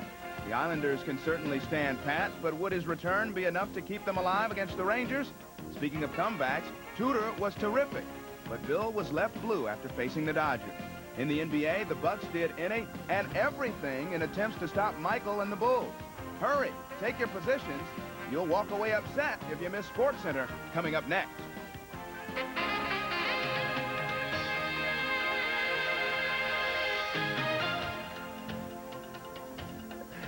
Hello again, everyone. Welcome to this edition of the SportsCenter along with Ann Montgomery. I'm Eric Clemens, and we start the show with hockey. Friday night marking the 50th anniversary, the last time the New York Rangers took home a Stanley Cup. Of course, the playoffs began bleakly with a lot of key injuries on defense, including Brian Leetch, but they took a step closer tonight. That's right. If they play the way they did against the Islanders, maybe they could win their second cup in 50 years. Over the years, time and again, the New York Islanders have eliminated their crosstown rivals from the NHL playoffs. The Rangers had beaten the Isles just once in 6 postseason series. Friday night at the Garden, however, the Rangers had a chance to eliminate the Islanders for a change. There was good news for the Islanders, who had Pat LaFontaine back in action, but not much had changed hitting-wise since his last game. Norman Rochefort takes a run at Randy Wood, so Wood runs at Darren Turcotte. And Turcotte is hurt. Looks like he hyperextended his knee. Turcotte had to leave the game for the night. No word has been released on his status. Second quarter, Jeff Bloomberg shoots from the point, and Mike Gartner tips it in, his second goal of the night. Third period, Rangers up 5-3. Wayne McBean blasts one from the point, deflects past Mike Richter. 5-3 Rangers later in the third. Wood rushes in on Richter, and it squirts through. That cut the Rangers lead down to 1. But 26 seconds later, Gartner blows it by Glenn Healy from the right side. 6-4 Rangers. The Madison Square Garden fans are convinced, and they're one step closer to the cup. The final, the New York Islanders 5, the New York Rangers 6. The Rangers win the best-of-7 series with ease, 4-1. They will face either the Devils or the Capitals for the Patrick Division title. At the Meadowlands, the game between Washington and New Jersey. First period, Dale Hunter is alone in front of the goal. 1-0 Caps after 1. Second period, Rod Langway knocks the net off its moorings, gets called for a delay of game. That leaves the Devils with a 2-man advantage, and they would take advantage. Don Beaupre stops Bruce Driver's slap shot. John Morris scores on the rebound, and John Cunniff's team takes a 2-1 lead into the third period. 27 seconds into the final frame, Langway with a shot from the point. Mike Ridley scores in the backhand, tied at 2. Then Dino Cisterelli tips home a Kelly Miller pass. That gave the Caps the lead for good. Jeff Portnoy seals it with this wrist shot past Chris Terreri. The final, Washington 4, New Jersey 3. The Capitals can wrap up the best-of-7 Patrick Division Series Sunday in Landover. Now, before we get to the rest of the National Hockey League playoffs, we'd like to welcome the viewers who saw tonight's Twins and Angels contest to this edition of the Sports Center. Now back to hockey. People will talk for a long time about Wednesday's amazing comeback the Bruins pulled off against the Whalers on the road. 4 unanswered goals, even the series, and swung home ice advantage back to Boston. But home ice means little when the road Whalers come a-calling, and what better way to forget a terrible loss than to rest the advantage back at Boston Garden. Dave Poulin and the Bruins making their goal a clear one tonight. First period, Bruins with a 2-man advantage. Beautiful passing results in the Bryant prop goal in front of the net. Scores tied at 1. Second period, Craig Janney gives it away in his own end. Andy Moog makes the initial save, but Dave Tippett scores on the rebound. It's tied at 2. Mike Milbury says, I need a score, so why not go to his leader, Cam Neely, who intercepts Peter Sidorkovich's pass and takes full advantage. His second of the game. Bruins up 3-2, and Rick Lee of the Whalers disgusted. Bruins held the lead with solid defense. Watch the poke check. Don Sweeney gets it away from Dean Evison on the breakaway, and the Bruins and Andy Moog win it over the Whalers 3-2. Bruins now with a 3-2 lead in the series. Game 6 Sunday in Hartford. The Boston Power play the story, 2 for 5 on the night, 7 for 24 in the series. The Whalers just 2 for 26. In Buffalo, the Sabres and Canadiens battled to break their deadlocked semifinal series. Sabres happen to be at home because they have the Earl doing the Pee-wee. And they get the breaks. Patrick Roy chases the puck to the corner. Darren Shannon beats him to it, feeds Scott Arniel for the empty netter. More good bounces. Rick Five with the chip shot, and Roy actually knocks it in over his own shoulder. Sabres up 2-1. Sabres get a great call for them here. Darren Pupa reaches for the puck. It's a good 4 inches into the net, but the ref never saw it, and if they don't see it, it's no goal. But the Canadiens overcome it all. Bobby Smith with the blast over the glove hand side of Pupa, tied at 2. Stephane Richer with a nice fake. He scores, makes it 3-2 Canadiens, and Pat Burns knows it's easy to say, but tough to do. His team beats the Sabres in Buffalo 4-2. They take a 3-2 lead in the series. Stephane Richer 2 goals in the game. He has 6 in the series, which moves back to the Forum on Sunday for game number 6. Now, in other news, the sale of the Minnesota North Stars is in no way final. KSTP Television reported Friday that North Stars co-owner Gordon Gunn agreed to sell the team to businessman Howard Baldwin for $31 million. The deal would reportedly keep the team in Minnesota. However, Baldwin denied